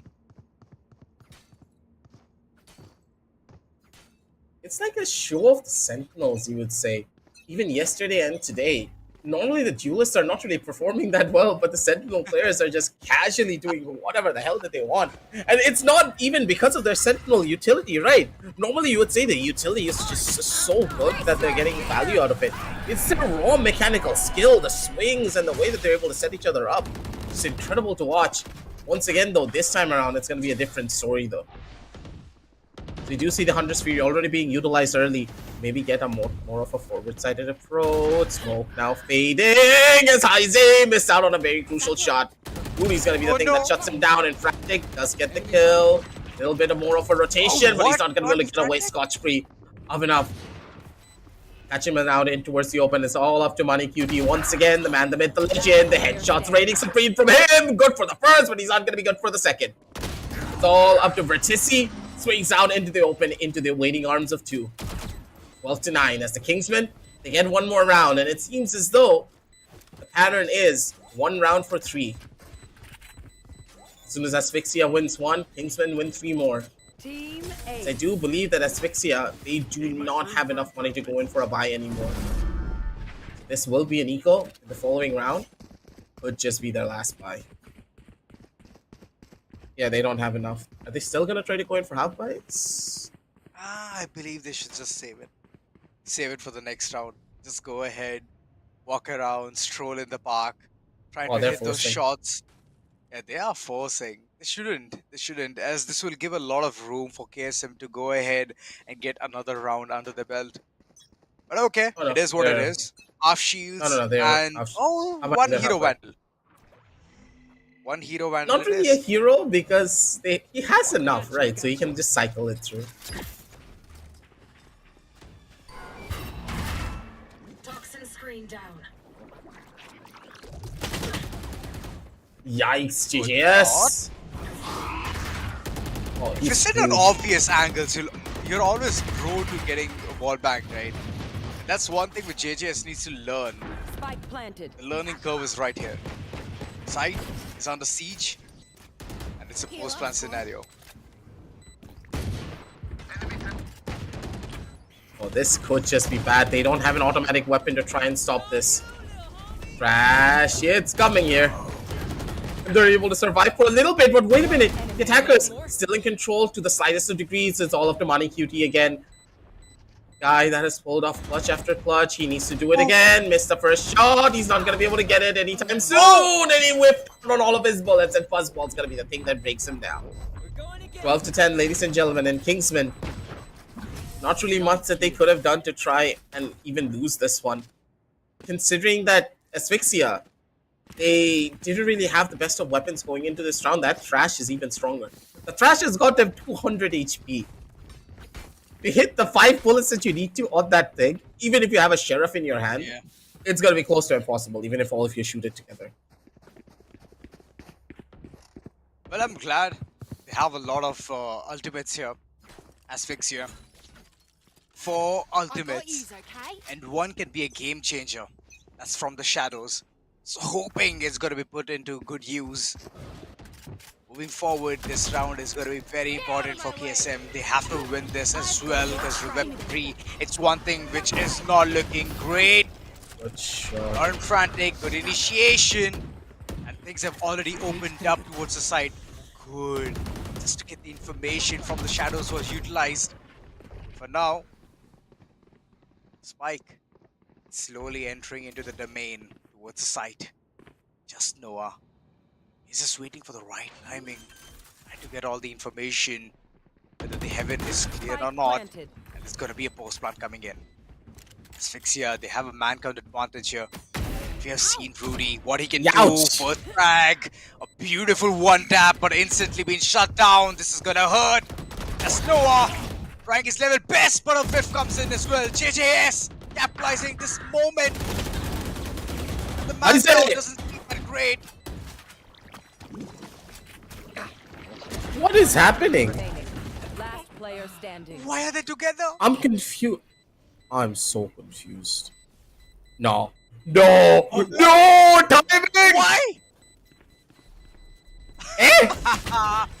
No way, the time has been fought. No more diffusal time coming in. Kingsman Attackers fighting win. the dust, and look at the way Asphyxia just went ahead, got that round. What can I say, man? This was the initiation, not in frantic, and the one tap. So clean! So darn clean! And this was the place where I was worried because both the teammates were like sticking to next to each other.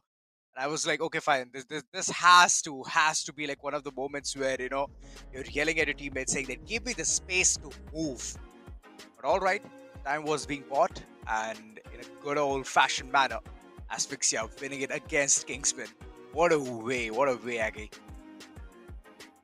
It's just insane to see how this team has been performing. Asphyxia, right at the very end, you could see that they were sweating bullets. They understood that there's a good chance this might head over onto overtime if they did not play their cards properly. And when it was required the most, you could see that the Jet really did come alive. Rexia, it was just required for Asphyxia to take this victory. The Jet entry was perfect, but Rudy as well.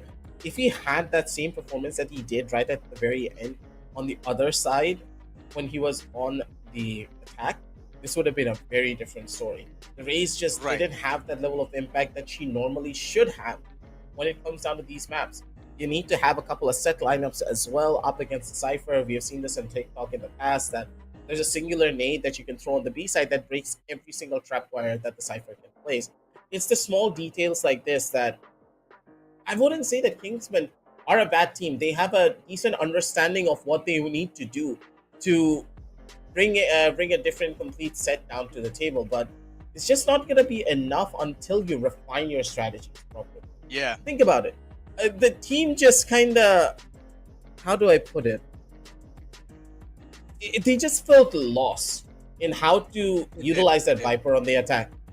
On the attack side, JJS just kind of kept running around like a headless chicken trying to figure out what he wanted to do. But as a Viper player, you need to be the one to feed information. You need to be the one to pull rotations. And when you pull rotations through the utilization of your smokes or maybe with a couple of bullet shots or even your snake bite, you need to tell your teammates what's really going on. The communication wasn't there as much as you would have hoped for coming in from Kingsman. And even though it did get better on the defensive side, where was this similar level of play on the attack? It needed to be better early on, because that's when you send a message to your opponents that we should not be taken lightly. And even if you get it late game, at that point it's just too late.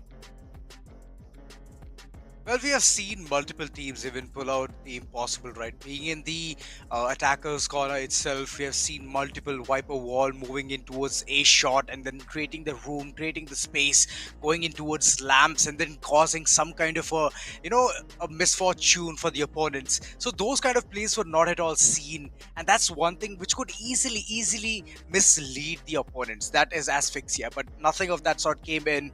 And Kingsmen, no matter how much they tried, it's just because of the buffer, the amount of rounds already Asphyxia had in the corner. They went ahead, thrived on it, and they capitalized even more better. So, I mean, there's a situation where you can bring in double controller. It's just that you need to be very much prepared and be on the foot to understand onto what the team needs, what the team requires for you to do in order you can create the space. Viper Wall, hands down, is the most strongest utility. You can go ahead, create deviations, you can go ahead, you know, nullify or completely block the vision of the opponent. And that's one thing which you can easily do. But unfortunately, due to XYZ reasons, we couldn't see that. And Hence, you can see the scoreline as well, 13-10. It was very close, Aggie. Very close. It was close, but it didn't feel that close. That's the problem. The team kind of made a lot of very questionable decisions at certain points, but then again, when you're still a brand new roster, when you're a ragtag group of friends, Yeah. it's gonna be rough for you, right? Unless you're able to come together as a proper squad. Asphyxia, I understand they were at a significant disadvantage when it came down to the overall position up against this double picture setup, but they were able to make it work. They were able to adapt, and then they had a sentinel player like this guy is just he's on a different level. He single-handedly took over games just because of his sheriff. The way that his sheriff just sung that song, very few people did that on the server here today, up against with these two. Well, that's true, but Manicuti, I mean, the way he was just holding the entire B side, it was on his shoulders. He took the responsibility and he owned up to every single one of it. So yeah, 25 kills onto his name, and Rudy, man, oh man, his shots have been crisp, like you mentioned. His sheriff shots were like absolutely perfectionist. But unfortunately, it doesn't take just that much. It's your team which needs to step up alongside you as well. It's not a 1v5 game, right? Which we keep saying. It's a 5v5, so better just go ahead, tell your teammates to step up the game. The MVP for this match, of course, it will be Manicuti. The way he has played with an ACS of 281 and an ADR of 188. This man has been the prime example of how to hold Site B in the map of Bind. And that's the power of Cypher. That's the power of Cypher. And I have seen multiple professional players sweat against this agent. Just sweat. Because it's very tough for you to enter towards the site, no matter your race, no matter your jet. It's just tough for you to do something different. Absolutely. Unless your Sova has a good read on when the tripwires are, and if you're able to break those tripwires, it's gonna be tough for you. That's why a lot of teams nowadays, if there's a Cypher on the enemy team, they have to pick a race. They have to pick a Sova. Otherwise, it's just impossible for you to take entry onto a site anymore. And if you're not going to be playing a Sova or a Raze, you need to take a Fade, because the Fade Prowler is the only thing that you can use to break those Cypher tripwires long enough so that you can take an entry. Well, that's true. It's sad to say, but Cypher kind of forces you into compositions that you don't want to play all the time. Yeah. That's one thing about Cypher, right? Every single one of them is afraid of him. Plus, his cage gives a lot of information wherever someone steps inside as well. So, I mean, this man is all about holding the site down to the wire. And that's one thing, like you mentioned, multiple teams go ahead, play some different kind of composition just in the fear of encountering Cypher. So, yeah, but the entire fact that you're doing this should not, tip you off of your game. You need to beat the game. You need to understand how the entire physics, how the entire concept works. Moving on towards the level up leaderboard, it's AK Demon. Yet again, we are seeing this man. He's just there towards the first position itself, because there's no amount of competition that can bring him down. With points of 28.6, AK Demon is still on the top. Nobody is able to go ahead, dethrone him. I can see Rudy in the third position, but yeah, it's just the third position. It's not the first, so the king is still on the top.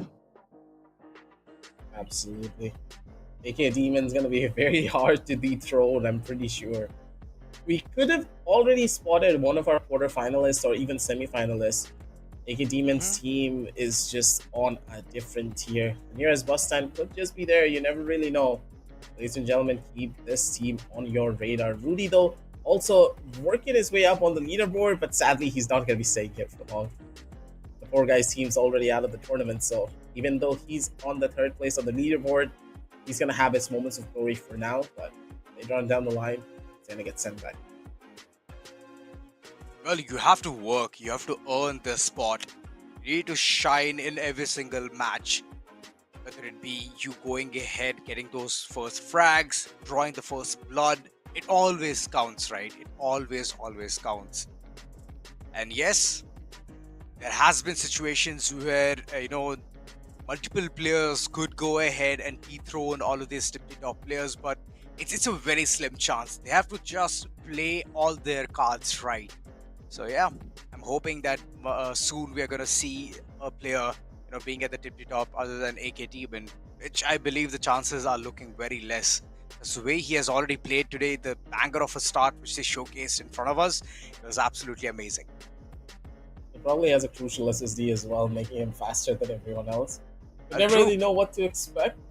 Make sure to check out the links down below in the description, ladies and gentlemen, if you do want to get yourself good deals on RAM sticks and of course SSDs. Plus, if you're looking for a GPU, Zotac Gaming, they have you covered as well. All the links down below in the description. But as we are going to be prepping the last game of the day for you guys back at home, ladies and gentlemen, we want your opinion on how things are going here as well. Because honestly speaking, this tournament is heating up quite a bit with a lot of teams now starting to shape up, especially the nearest bus stand.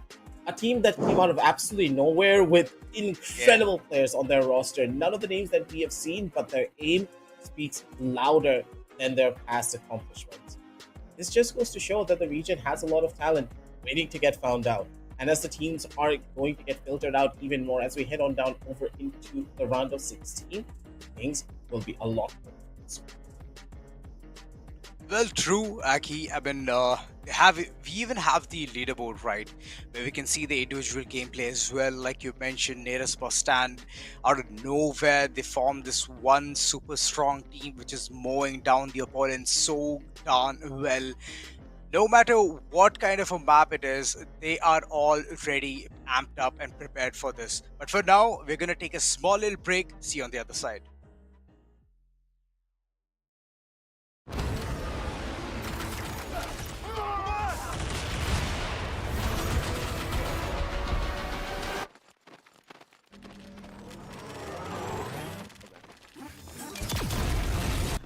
When are you gonna upgrade your system?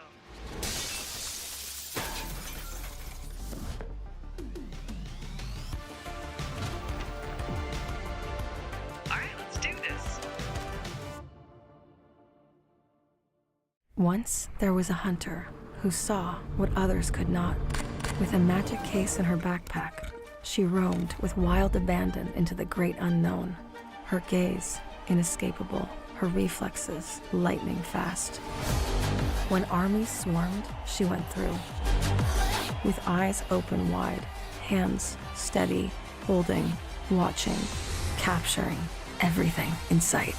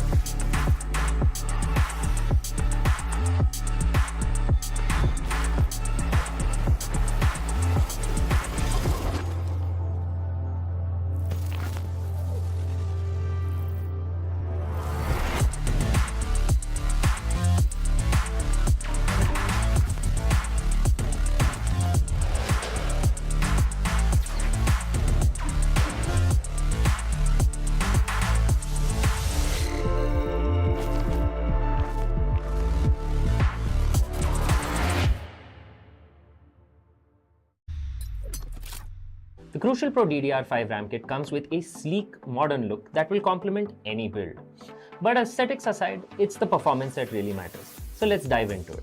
The default JEDEC timings are 46, 45, 45, but it does come with 2 XMP and Expo settings for those looking for a little more performance. With XMP 3.0 Profile 1, you can push the speed up to 5600 megatransfers per second. If you prefer a slightly lower speed but tighter timings, Profile 2 offers 5200 megatransfers per second at 42, 42, 42 timings. We've run some benchmarks and stress tests to give you an idea of how it performs. In general, dropping the speed and tightening the timings with the second XMP/Expo profile yielded better results for us on our test system. Paired with a Ryzen 7800X 3D, we saw anywhere from a 1 to 5% performance bump depending on workloads. All in all, the Crucial Pro DDR5 64GB RAM kit by Micron is a fantastic choice for first-time builders and enthusiasts alike.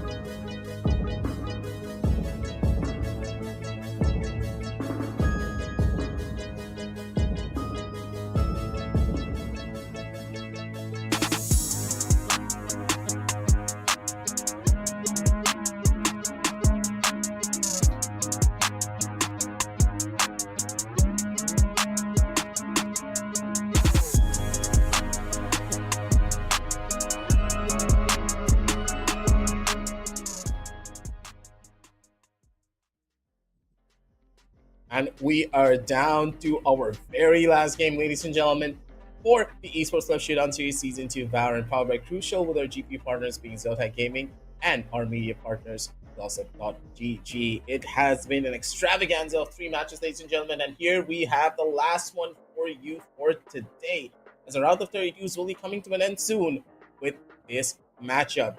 Let's just see exactly what the teams have in store for us back in the last couple of 3 matches one more time. Let's just talk about what really happened there. It was a whitewash, I would say, for the first initial 2, but the third one really did go distance once again on a 13-10 scoreline. But at the end of the day, did it feel like a 13-10? Not really, because Asphyxia, they just had a composition that didn't really bode well against the double controller setup when they were on the defensive side, but that's it. On the defense, it was hard, but on the attack, it was a completely different story because, how do I put it? The double controller setup on attack just felt lost. They didn't know what they wanted to do. It did. But hopefully, down the line, it's going to be a little bit more different. That's why a lot of teams, they don't really play that double controller setup anymore. Moving on down onto this particular match, though, we're going to be jumping on that screen in just a little bit.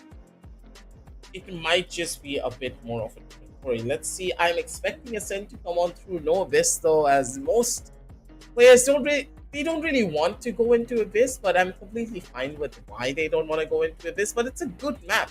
I don't know why people hate it so much. Oh, they have fear of heights, right? They have fear of stepping in a place where they don't have any business. So that's one thing which the team wants to currently understand, why Abyss should not be chosen. But for now, we have it decided right in front of us. It's going to be Haven. The map of Haven has been chosen twice today. So I'm pretty confident that again we're going to see something very different. Hoping that the first half, if it is attackers, then it's going to be great. But again, moving on towards the defense, the teams are going to be struggling. So what are the compositions this team is going to be picking up? That's going to be Invictus, Dominion, alongside Team T-Time. So they're all pretty amped up with the chai they have. I love T-Time. The best time of day. Completely wakes you up, doesn't it? Yep. But the type of tea that I like is boba tea only, not normal tea. Wow. Okay. I Listen, can understand. I'm much more of a coffee person. Alright. So hoping that this is going to be eye-waking, gameplay coming forward. I'm hoping that there's going to be some kind of an overtime coming forward soon. Because in the previous one, like you mentioned, 12-10, even though it seems like they were very close, Kingsmen, they were not able to finish the deal. So yeah, hoping that in the map of Haven, Invictus versus T-Time, they have something different in their arsenal. It all depends upon the lineup. It all depends upon the agent selection which they're going to choose. We have seen multiple times that teams have chosen KJ, they have chosen Cypher for dealing with all of those pushes, all of those shenanigans of the opponents being in the defense corner. So yeah, I'm just hoping for the same kind of play coming again. So according to you, Aggie, what do you think needs to be the perfect composition in the map of Haven? In my opinion, I would say the duelist could be either a Jet or a Neon. Neon has a lot of strengths on this map that a lot of teams forget about, but Jet is just much more of a comfortable pickup. Then if you look towards a double initiator, I've been saying this in the past as well, that initiators, there's only 3 types of initiators that you can go for on this particular map. You can pick up a Breach, Sova, or Gecko. You can interchange them as often as you want, depending on what your team needs the most. Let's say if your team is really heavy on information, if your team requires a lot of information, then you go for Gecko and the Sova. If your team likes to go in for executes a lot more often, then you go for Gecko and the Breach. It's stuff like this that you always need to consider whenever you're playing a game of Valorant. And a lot of players kind of forget this, that a team's playstyle is built way before the team's composition. It's much more important that a team remembers that, hey, if a certain composition just doesn't fit my playstyle, then what's the use of even playing that particular comp? Even if it's a meta pickup, why would you play that if you're not comfortable with it? I had this talk with my own squad in the past, like when we play in university leagues and stuff, that why would we ever pick up a raise and a double controller setup if we don't know how to play it? That's the understanding. Yeah. If you are very confident in a certain composition, if you're confident in your own Valorant basics, then it doesn't matter what composition your opponents will have, you will be able to beat them purely basing yourself on the fundamentals because you know how to counter them. We go back to that conversation again. Haven is a map that purely bases everything on compositions as well. A lot of teams think that, hey, if I have the better composition, then I will be the ones to win.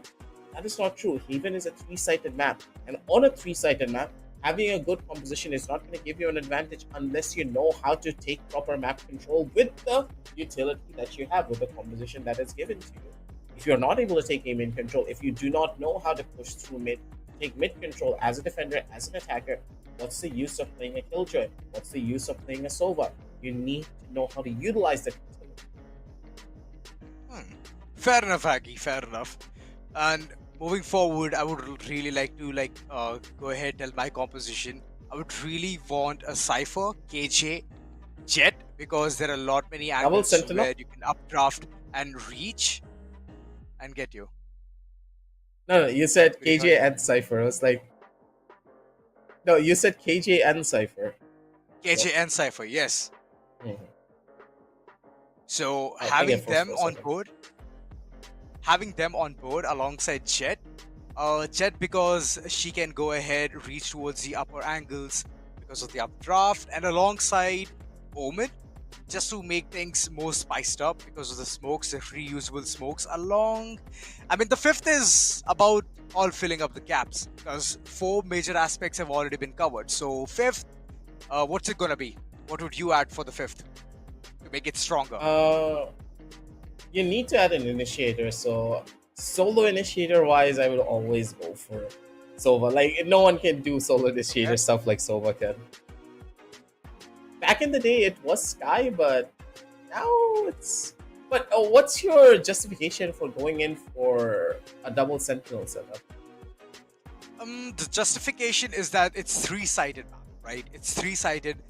The amount of work which you can put through with the turret being the KJ, you can guard 2 places, which is one towards the garage and the other one is towards the C link, the C main part. So you can easily get to know where the opponents are coming from. And Cypher, because he can create a lot many deviations, the traps, the angles which he can hold and make the opponents be aware that their position will be revealed. So that's the reason I would really want to go for the double sentinel approach here. See, it's the comfort which you can easily create. The backstab, whenever it comes, when you're the attackers and the backstab has already been initiated, always been initiated by the defenders, you can easily get that thing under check as well. So double will never hurt. That's the reason I would go for a dual sentinel. What if I told you that I just had an idea because you reminded me of your double sentinel setup? What if I told you that there would have been better for a double duelist instead? Phoenix is quite powerful on this map. If you are able to mix a Phoenix in with the Neon, imagine the situation. Phoenix flashes, Neon slides across the wall. Okay. And then you have 2 duelists who just pop through a wall, and there's 2 different angles that you have to worry about. Now, as a defender, it's harder now. Think about it. That's the thing. That's the dynamic that I want to remind people about. So Aggie, the approach which you're looking forward for is aggressive approach, right? It's like aggressive, just like your name. But the approach which I'm looking forward for is passive aggressive. Like whenever the opponents are moving forward towards the side, that's where they're gonna be caught stymie. Be like, okay, we cannot enter towards the side because 2 people are just putting their constant eyes upon them. It's a utilities which is very strong. And I would really go for the double, duelist composition as well. I mean, recent buffs have been an absolute, picture perfect scenario for Neon. So whoever are the Neon mains, they can go ahead pick that. But moving forward, we can see a composition which is very textured from both the corners. So all of our speculations onto what needs to be done, it's all down in the drain. But yeah, moving forward, when we both land in a ranked game or a competitive game, we'd for sure try this one, yeah? Yeah, for sure. We'll have to just wait and see.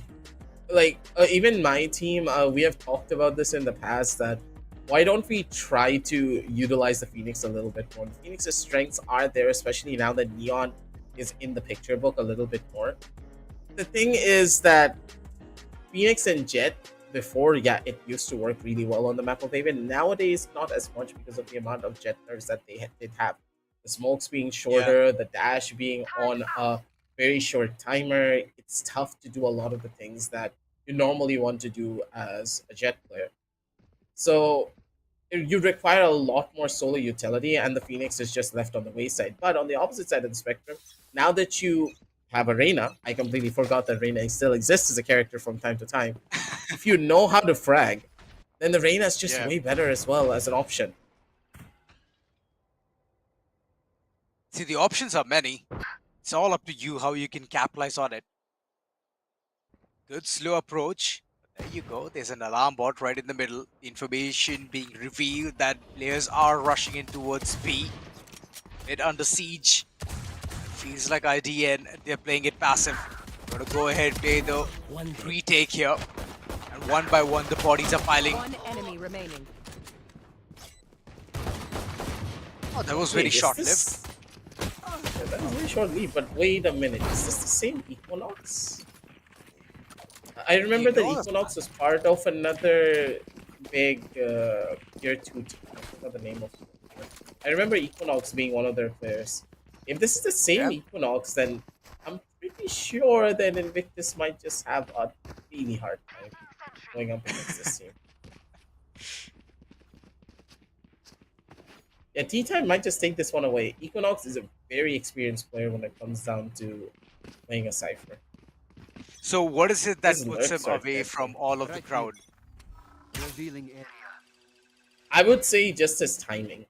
The way that Equinox is able to get trades, he's faster than most other players. He has the experience to trade people out instantaneously. You saw that in the first round as well, right? Wow. Yeah. Inspect this is your why weapon you more. don't inspect. There. Looked exactly like Post Venom. Breached. And he can't There's even a deny it. lot of shade here. A lot of shade, man. And I believe right after this, our voices are going to be cut.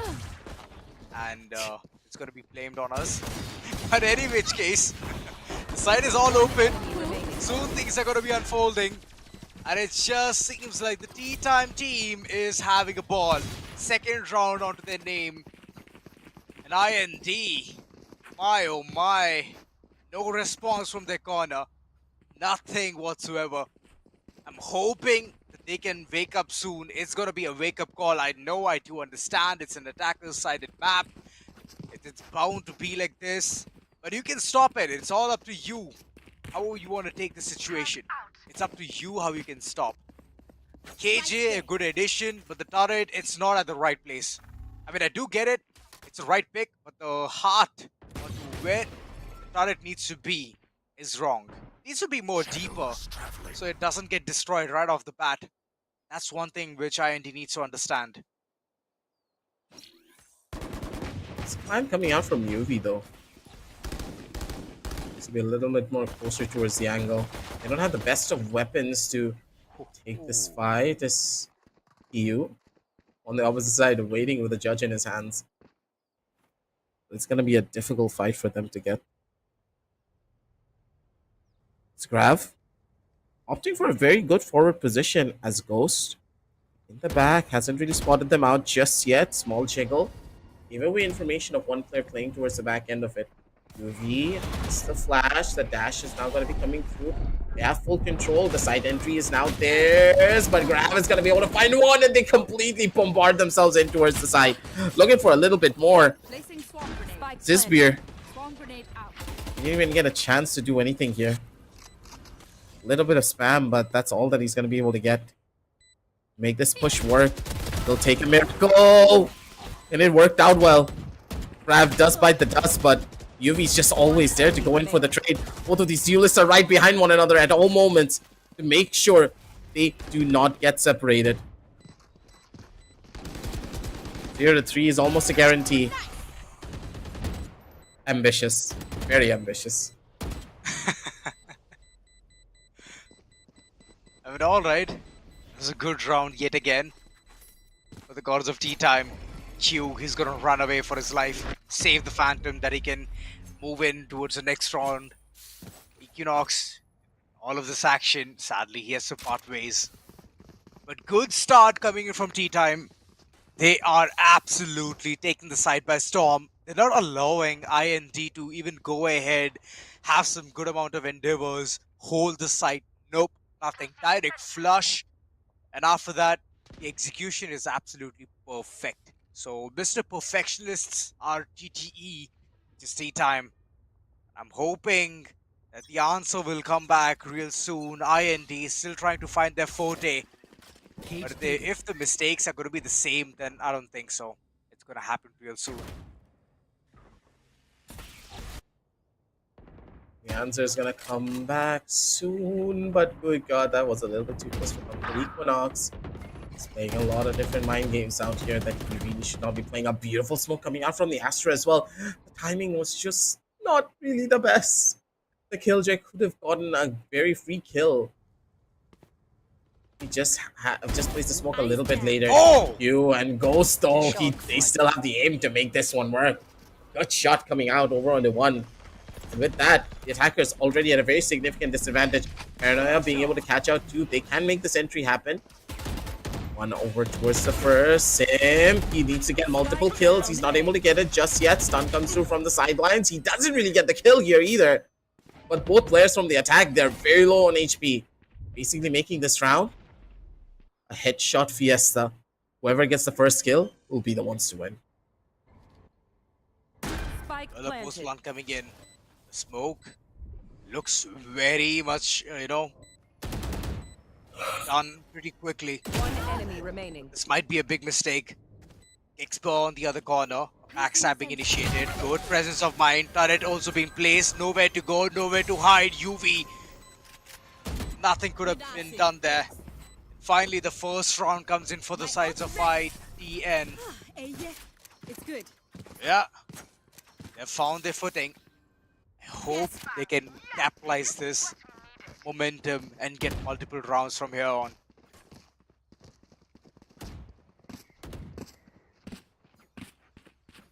Should be able to do so. First round is a one round for many more, as I always do say. It depends on one key important factor. It's just the ultimates have not yet come close to coming online. This round will be paramount to see how this matchup is going to go in the following roundups. If Tea Time are given an opportunity to get a little bit more of their ultimates online, this could be difficult. But then again, their ults don't really have a lot of impact compared to the ones of Invictus. Grav. First for the swing, the Aldron does give him the space. Garage control is now theirs to establish. Let's Grav. Already pushed up pretty far towards window. Yuvi looking to catch out one of the lurkers in the back. Blocking vision. Timing is everything for him. Not going to be able to find the kill though. Trades do not happen. Split on. He's able to get away with murder. That's the Omen already taken out of the picture. But your Killjoy also dies in the process as Grav, with only 28 HP, is still able to be competitive here. And with a 1-for-1 trade, they can now go for a full reset and maybe head towards the A side if they want to. Still that slow approach. Garv, he's very low on HP. Still alive. Can force a trade here. Q on the other corner. He's being a bit 30 more seconds ambitious left. here, moving forward, trying to get that information about where the team is going. But the train has already left towards site A, and slowly every single one of them is evacuating. Okay, Ghost understands that there might be some situation coming forward. And yes, it's going to be the case. And alongside 10 seconds left. the angles, it needs to be covered. Kill. DL Ghost has managed to get UV there. In the midst of all of that action, Satan Enemy mark. Enemy trade mark. here. One enemy remaining. Still the man count disadvantage is there. Position being revealed. He's been forced to run away from that corner. Diffusal being stuck up. Satan going ahead. Getting the second one will be a big task. As mini simp, he's gonna be doing this work. Getting the second on board, IDN. Slowly, steadily trying to put some pressure onto TTE. T-Time facing the Wrath. As they could get the site easily, but the retake, well, it was very tough for them to even go ahead and execute. Plus, the execute was close to impossible because they couldn't get the spike plan down. Mimi had a stun ready at the moment where the plant was going to be going down. Then because of the stun, the Counter Spear almost guaranteed the kill. Poor old Equinox couldn't do anything. He had nowhere to run. Scanning ahead. It's stuff like this that really puts a damper onto any of their plans. I'm taking a lot of damage here. He does fall because of it. Fast rush is going to be the thing that costs them. A little bit of a weapon upgrade as they run their way in towards the seaside. The Killjoy needs to get multiple frags, and she's going to be able to. Sabir, good for two. Takes it over to a 3 versus 3 situation. Spike It's a planted. retake, soon to start. But the weapon's still not in the favor of the defensive side just yet. As with the Omen still very much alive and kicking, this one breach ult is going to be the thing that decides whether they're going to be able to hold this one down or will they lose here.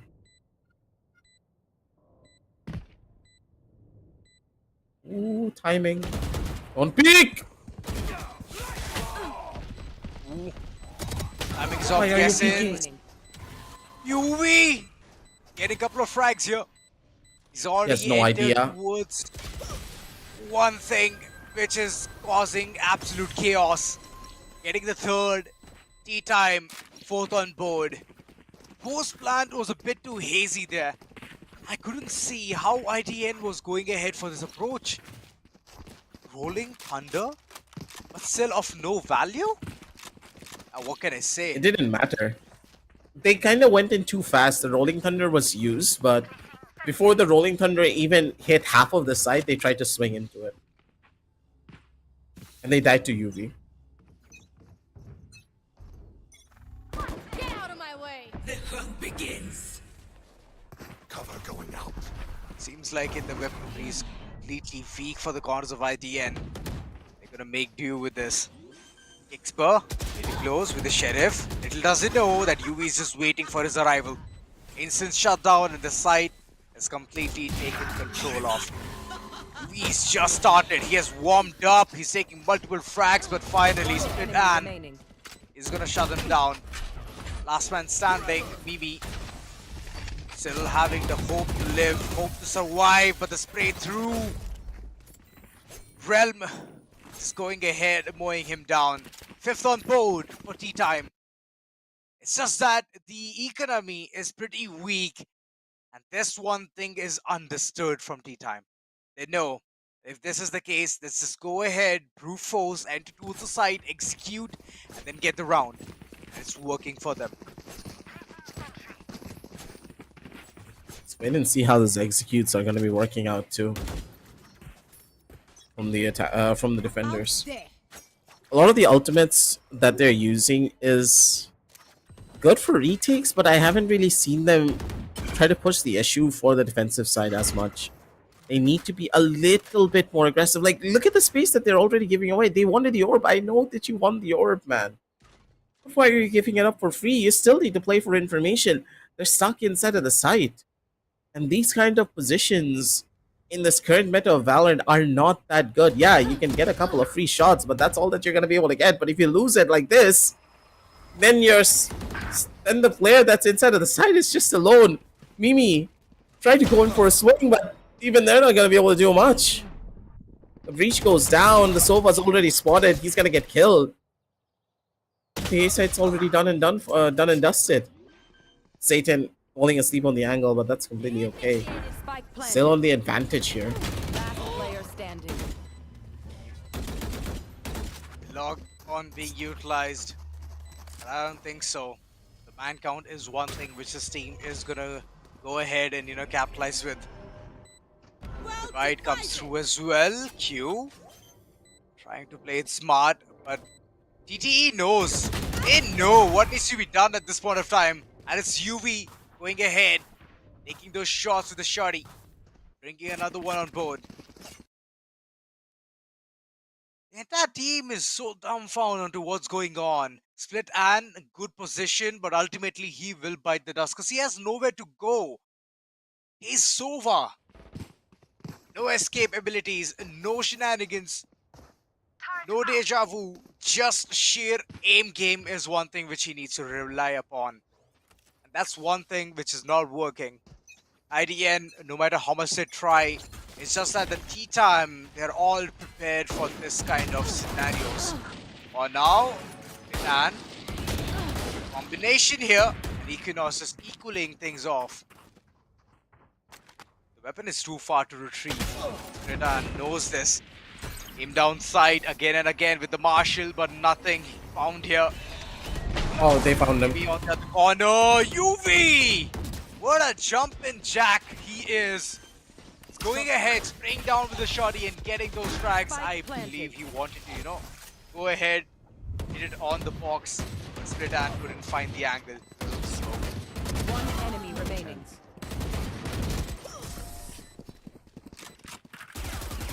Not gonna be happening in this particular round. Okay, UV. Little bit of a friendship dance. Possibly. 2-7 on the scorecards here already. Tea time, not really that big of a surprise. As soon as I saw Equinox on this team, I could tell that maybe this roster is something a little bit different. Kabir's been trying to maybe do the same, but his team's just not able to rally behind him, especially Ghost. Guy hit a really good shot, but his positions are very one-dimensional. He's been in the exact same spot almost every single time. Unless I see a little bit more of a setup coming out from the team, it's gonna be tough. oh no. Oh, there you go. Expert. Already getting the first and second one as well. Able to shut them down instantly. The two big players. They're already gone. Why destroyed? Taking that back.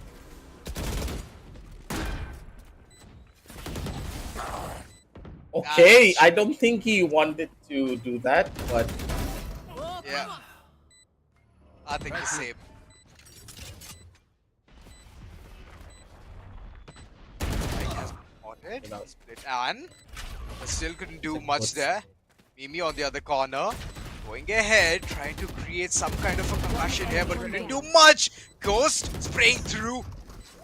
But still the situation is under control. Get off my back. Mimi goes ahead, shuts him down. Satan. No more sadistic thoughts here. Just sheer execution. Third on board, IDN. They need more of these rounds. They need couple more to at least have a solid first half being in the defender's corner. But here's where everything went south. UV, he just went ahead for the utility rather than going for the aim. Should have just gone ahead for the aim. Would have been a better chance for him to survive. the idea was good, but sadly he was not able to do much with it. But what I will have to say his heart is was in the this is right probably place.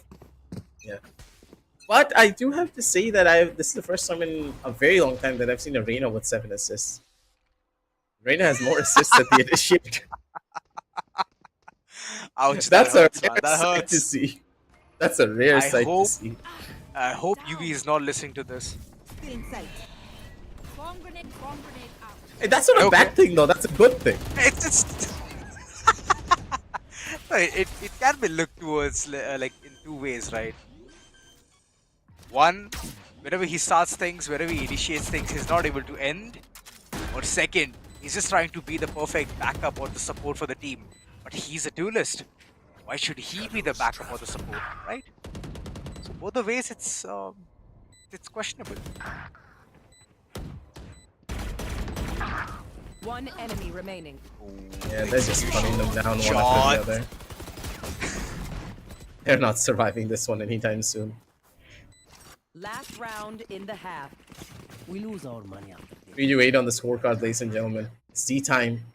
They're looking to take over this game and finish it off as quickly as they possibly can. For now, as we are going to be waiting for tea time to go in and possibly take this round as well, because they have a significant, as they do have a significant advantage here when it comes down to their overall gameplay. Let's just see how this one goes. The buys are still better in their arsenal, so statistically they should be the ones to win. It's another fast rush. They have the entirety of the site for themselves. Hunter's Fury now being utilized to maybe gain a little bit more space for grab, but you gonna be the one to survive! That would have been a completely different story if you nearly did die there. But as long as this is a 5 versus 5 situation, with the Breach rolling Thunder, they have a way of taking over the site and being able to win this one. Oh no! Being concussed, still getting the frag. Oh, Murph! He will be proud hitting those shots right on target, not sparing any single one of them. First with the shotty, and afterwards the spray transfer. My oh my, this man is built different. Look at it.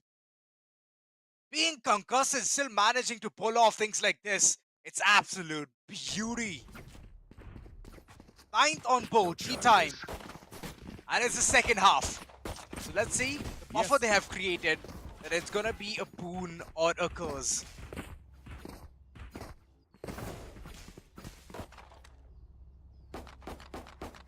Possibility of it being a boon is gonna be another thing.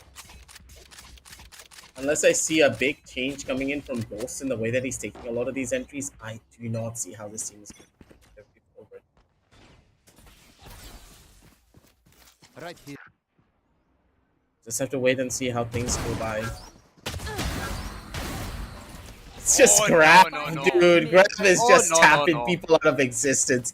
You swung into the guy that did that to you in the last couple of rounds. Realm is gonna be able to shut down one more. Mini Sim, sorry.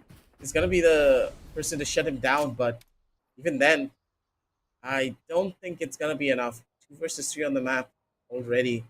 Satan has the angle, already knows exactly where the player's gonna be, and Grab just comes in with the last turn, 1 tap. The man's riding the momentum of what he did in that last round. The shots to connect from him. Grab utilizing everything that he has to finish this game even faster. After the game that we had in game number 3, this map is just a little bit more different. You know what's the funny thing, Aggie? T-Time wants to finish his game before T-Time. They just don't want to stop. Leave the room right now. Leave the room right now and don't come back. Well, I was waiting for this. Of course you were. I was waiting for this. I was waiting for this opportunity, and a Realm, I believe there is already off for his tea break.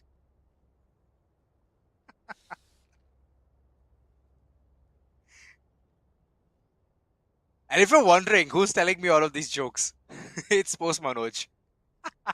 I'm kidding. Yes. The poor guy just got called out. Yeah, he's been called out multiple times today. I bet he's going to take us to the DM and showcase all of his aim game honors. Truly, truly. Aim game onto the floor at our feet, by the way.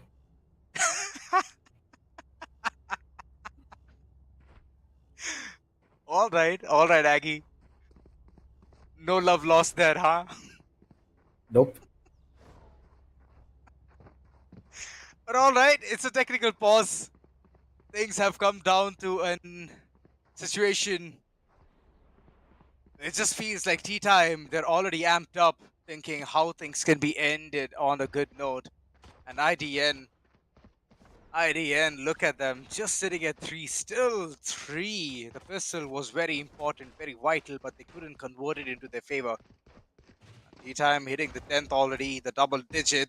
The confidence was already there, and right now it just feels like they are unstoppable.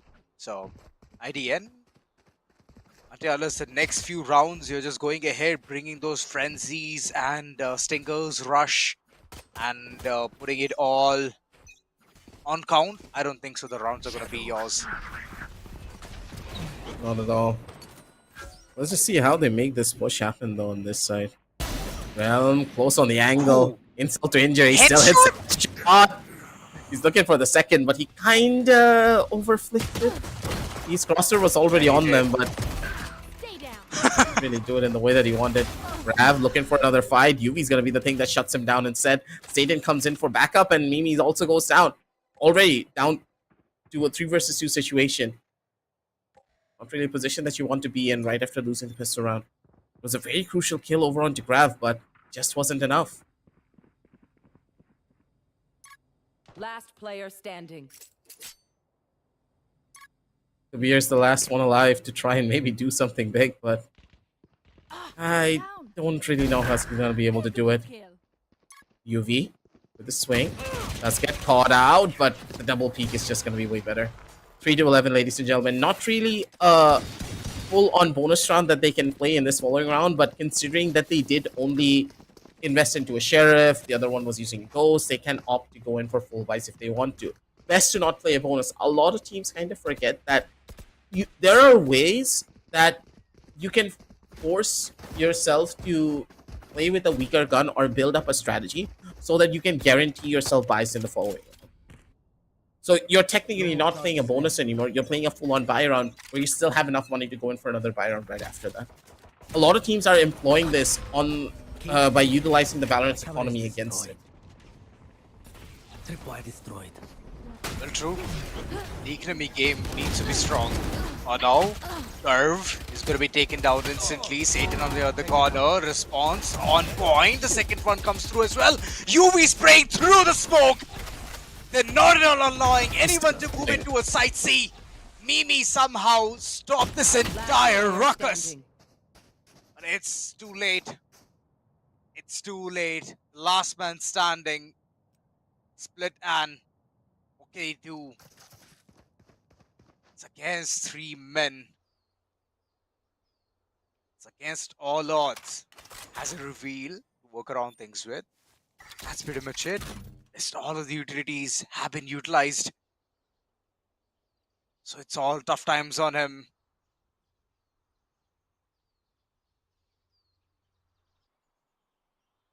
Tagged.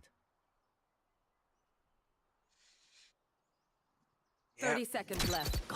Camera taken out. The men's big. Never mind. This team is just so confident in themselves. Equinox with the last kill as well. Nerf 3 them. to 12. No, they're giving a tough time. Don't forget. Yeah, T-time giving tough time, of course. Of course. Textbook plays. And an absolute massacre here to inside C itself. C long was one place where the action was seen and it was so short-lived. IDN scratching their heads, not knowing what to do, again being pushed towards getting those sheriffs. So, might as well be the case.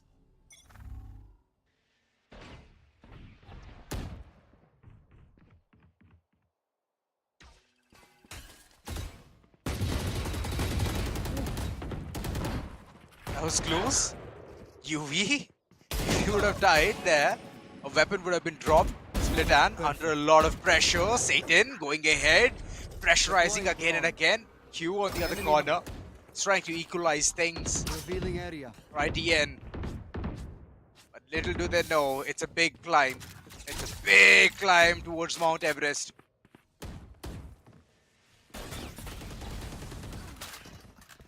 Good shock dart and a spray through. It's just like, Satan. you know what? I read you. You know, I see you. I see what you're doing. Even though it's through the wall, I see you.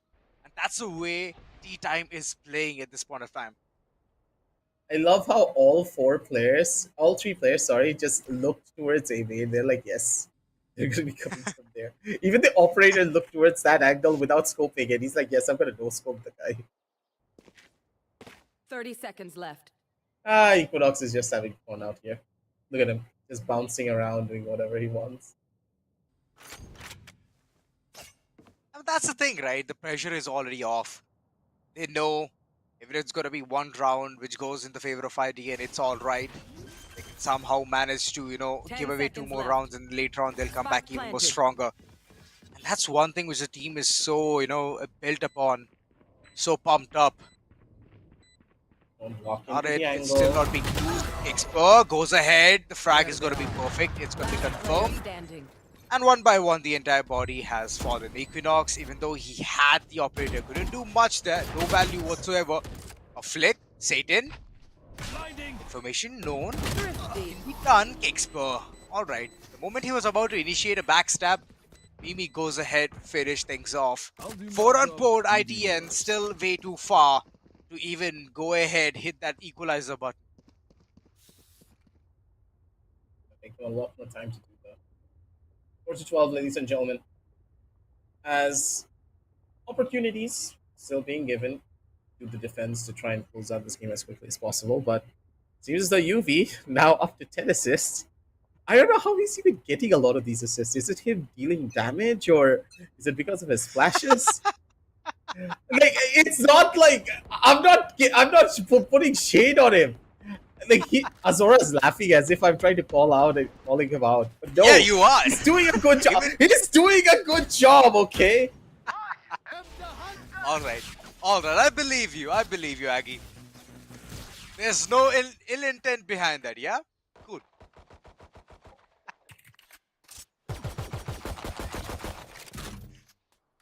Alright, moving forward. IDN still trying to find their footing. They have made their way towards side A. KJ very comfortable on to knowing that the entire side is open. But there's UV Spike planted. lurking with the Empress mode on. Get out I of my believe way. there might be a play coming in. UV already having that upper height advantage. Knows where Kixbor is. Spots him instantly. The point, even the marker has been shared. And UV goes ahead for Ghost and said. One by one, every single one of them is going to be falling off. And the knife comes through as well. Yeah, he knifed one. He wanted to go for the second, but Equinox, he's going to be shutting things off. Kixper, unfortunately, he has to depart, and the defusal is going to come through. Defenders Tea win. time! Before tea time, they have managed to win this one, and it's all done. It's all done. I mean, come on, like, you have to see that. The way the entire action was being unfolded, well, what can I say? The entire team was so dumbfounded to what needs to be done. They couldn't get the side control, even though being in the attacker's corner, you have the upper edge, you have the advantage. Still, they couldn't do anything. Not much that could have been done either, because first of all, you're going up against a team that just had more confidence than you. They were taking duels, they were taking fights, because they understood that, hey, if we're the ones to take a lot of these early duels, that basically means that we're okay. We don't need to worry about anything. Because my enemy team is afraid. They're not going to take fights against me. They're constantly going to be the ones to lose out on their duels because they are not investing enough utility to force these positions. Graf kind of, how do I put it? Grav alone just took down about 2 or 3 players by himself, without question. And then there was Satan, then there was UV, who came in as backup.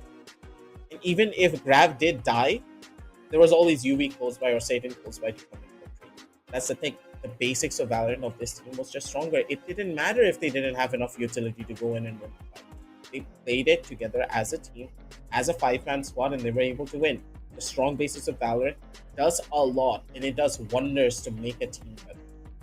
And you could tell that I've not even once talked about the utility usage from the members of God damn it. Tea time. At Tea Time. From the members of Tea Time. I didn't even once talk about that because they don't have any utility that they're going to be using to make or break any of these fights.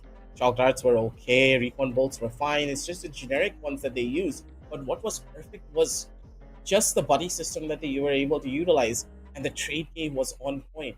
Their trading was a lot better than any of the other teams. I would say arguably even better than the nearest bus stand as well. Because the way that they were trading each other, that's what differentiated this team. They played for comfort, they played for a double duelist setup, and the double duelist setup gave them the victory that they had. Well, yes, I mean, that's one thing, right? The buddy system always needs to be on point. It's Valorant. It's a 5v5 game, that too FPS. So, might as well, get your shoelaces all tied up, because this is always going to be a bumpy ride. And no matter what happens, you always need to have your teammates back, have their 6. So, yes, that's one thing which we could see a lot in common for the corners of Tea Time, but on the other corner, IDE, they couldn't do much. There was this one situation where they could easily get the site, they could easily get the round. The post plant was all there. But again, the positioning, it was towards A main. The plant was towards A main, and they were holding towards A short. So it was pretty obvious that this kind of techniques or this kind of tactics are going to be seen real soon. And it's all textbook. So might as well play something very unorthodox. Try and foster on the information. Try and understand how players are going to play, and get those rounds. Kickspur again and again, his turret was not at all being placed. And why is it not being placed? That's a major aspect. It can be the sixth member of your team because it deals a good amount of damage. Burst fire is there in that turret. It can literally even spot players, opponents, and give you a lot of information. But the information game was not at all there. And rounds which could be theirs in the attacking half was not at all. And because of these reasons is why that happened. Absolutely. It's just very difficult to quantify how badly this game did go through for the opposition. T-Time they were like a well-oiled machine, while on the other side, Invictus they were stopping every time that they tried to take any space. Yeah. They were pushing together as a squad. You could I'll just go back to around where the Sentinel was just sitting on top of window. He was in window. Two players started pushing him, and the two players were so disjointed that it didn't even matter. No one could trade him at any moment. Kabir was there. Kabir came in, tried to help out his teammate, but he was so far away that his opponent was instantly ready to take out the second player as soon as he took a swing. Didn't matter because that's the problem.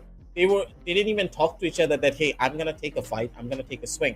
And sometimes, yes, I do understand that you don't even need to say stuff like this. Your teammate will know that you're taking a fight and swing with you before it even happens. But finding players like that is very rare. That they know based upon the body language of another player or their position on a portion of the map. It's just sad to see. Invictus as a team just didn't have any showcases of brilliance that really caught my eye. But maybe if the team just takes this experience to heart and remembers that, hey, this is what a well-oiled machine looks like that doesn't really focus anything on strategy. They pride themselves in their raw mechanical skill and also the basics of Valorant. Maybe if we build upon this and then implement our strategies, things will be a lot more better. Well, true, Aggie. I mean, it's a learning curve for every single one of the, booming players out there. It might be a late bloom, but it's all right. It's always there. You have to always put in the effort. You need to understand how the upper tier circuit even works. So this is a learning curve, and it's all thanks to the esports club. They are bringing this initiative again and again. I mean, it's the second season, so you all can understand the first season has already passed away, and we have seen good results coming in there as well. So such kind of initiatives for the teams, it's going to be absolutely important, and for them to also go ahead and volunteer in it and go ahead, take participation, play against one of the good teams. And like you mentioned, Aki, there was this one player, right, Equinox, for the Gods of T-Time, and you were like, okay, if it's going to be Equinox, then yes, the team is already built up with the chemistry, and they have some good amount of basics as well. And that's one thing which we could see. So to differentiate that, to understand how the opponents play, you have to be there more into the scene. You need to be in more of the tournaments so that you can understand and not have those nervous 99s. So whenever there's a clutch moment, you can clutch it out there. Like I would say, Garv as well, the way he went ahead, with the shot, even though there was this ultimate being utilized as well, which was Rolling Thunder. Still, he managed to take out the shot because he knew close quarter, this is going to matter a lot. Moreover, there's a big spread as well. And later on, switching off to the weapon, which is Vandal, and spray transferring all the way across two bodies. It's like something which you never see. It's so unorthodox. So just being prepared for such kind of situations makes you like the right kind of player for your team. Absolutely.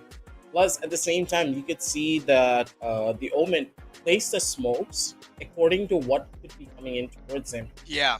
When Graf pulled out the shorty, there was an Omen smoke in front of him. So anyone that was coming in through the Rolling Thunder, they had to push the smoke if they wanted to kill the players on the back side. And what happens if you push the smoke if you have a shorty in your hands? That basically means that you can kill the player as they're trying to run on in. that presence of mind, that understanding, as you just stated, that the players had, is what gave them that very significant advantage in every turn. And I'm hoping to see this team perform a lot more better down the line. But that's the thing: how much is your basics of Valorant going to be able to propel you up?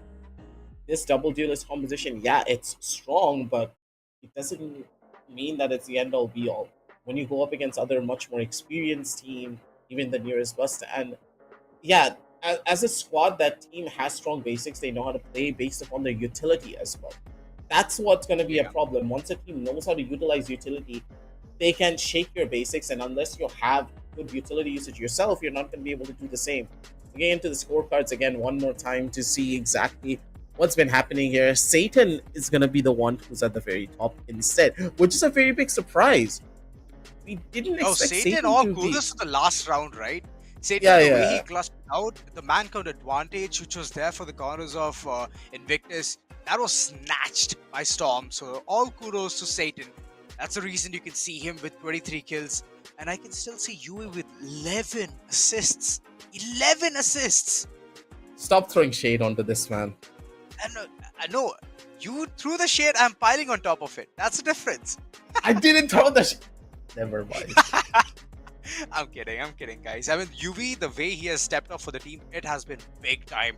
I mean, through the wall, he has given those kind of shots which has put the entire enemy team to a very low HP, and that's the reason you can see all of these assists. I believe majorly the damage has been dealt towards the window area alongside the A shot as well. So yeah, that's the amount of impact you can create being a duelist, and UV has already set that prime example. So yeah, good angles, good action all across the board. But on the other corner, Invictus, I mean, I would say a nice try for them. They did manage to, bring in those rounds for themselves, but it was not for long. The decision onto buying weapons has also been one of the weaker edges for them. So, they have to sharpen that part as well. Yeah, they will be sharpening it soon because they're not really in the tournament anymore. Don't forget, ladies and gentlemen, this is a round of 32, so there are going to be no safety nets until you get over onto the upper echelons of the quarterfinals and semifinals. Sadly, for one of these teams, the story has come to an end, but for the other, this has just the beginning. The round of 16s is going to be even more brutal. You're going to be facing a lot more teams that are in your ballpark as well, that know how to utilize their utility to its fullest, and they know how to play their game properly. But for now, ladies and gentlemen, that's all that we have for you for today. Make sure to check out all the links in the description. Check out our lovely sponsors as well for making all of this possible. From Crucial, if you're looking for RAM 6 or an SSD, I got myself a Crucial M.2 SSD for very cheap, mind you. Make sure to check out the links down below in the description. And if you're looking for a GPU, Zotac Gaming is the partner that you have to go and check out as well. But for now, it's going to be your boy Aggressive with Zora signing on off. And we're going to be seeing you tomorrow with a lot more action for the Esports Club Showdown Series Season 2 Valorant powered by Crucial, with our GPU partners being Zotac Gaming and our media partners, gossip.gg. Good night and happy gaming, everyone.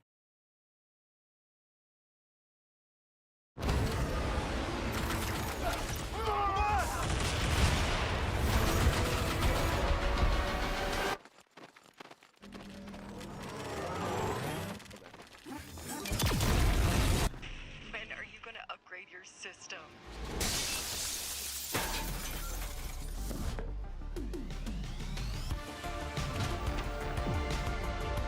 Alright, let's do this. Once there was a hunter who saw what others could not. With a magic case in her backpack, she roamed with wild abandon into the great unknown. Her gaze inescapable, her reflexes lightning fast. When armies swarmed, she went through. With eyes open wide, hands steady, holding, watching, capturing everything in sight.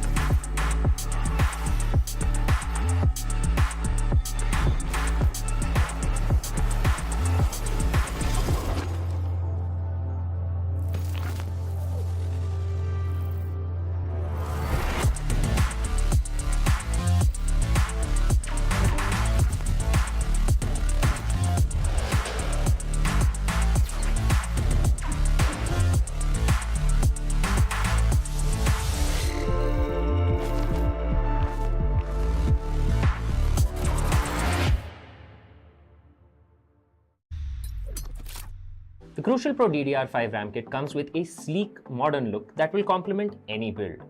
But aesthetics aside, it's the performance that really matters. So let's dive into it. The default JEDEC timings are 46, 45, 45, but it does come with 2 XMP and Expo settings for those looking for a little more performance. With XMP 3.0 Profile 1, you can push the speed up to 5600 megatransfers per second. If you prefer a slightly lower speed but tighter timings, Profile 2 offers 5200 megatransfers per second at 42, 42, 42 timings. We've run some benchmarks and stress tests to give you an idea of how it performs. In general, dropping the speed and tightening the timings with the second XMP/Expo profile yielded better results for us on our test system. Paired with a Ryzen 7800X 3D, we saw anywhere from a 1 to 5% performance bump depending on workloads. All in all, the Crucial Pro DDR5 64GB RAM kit by Micron is a fantastic choice for first-time builders and enthusiasts alike.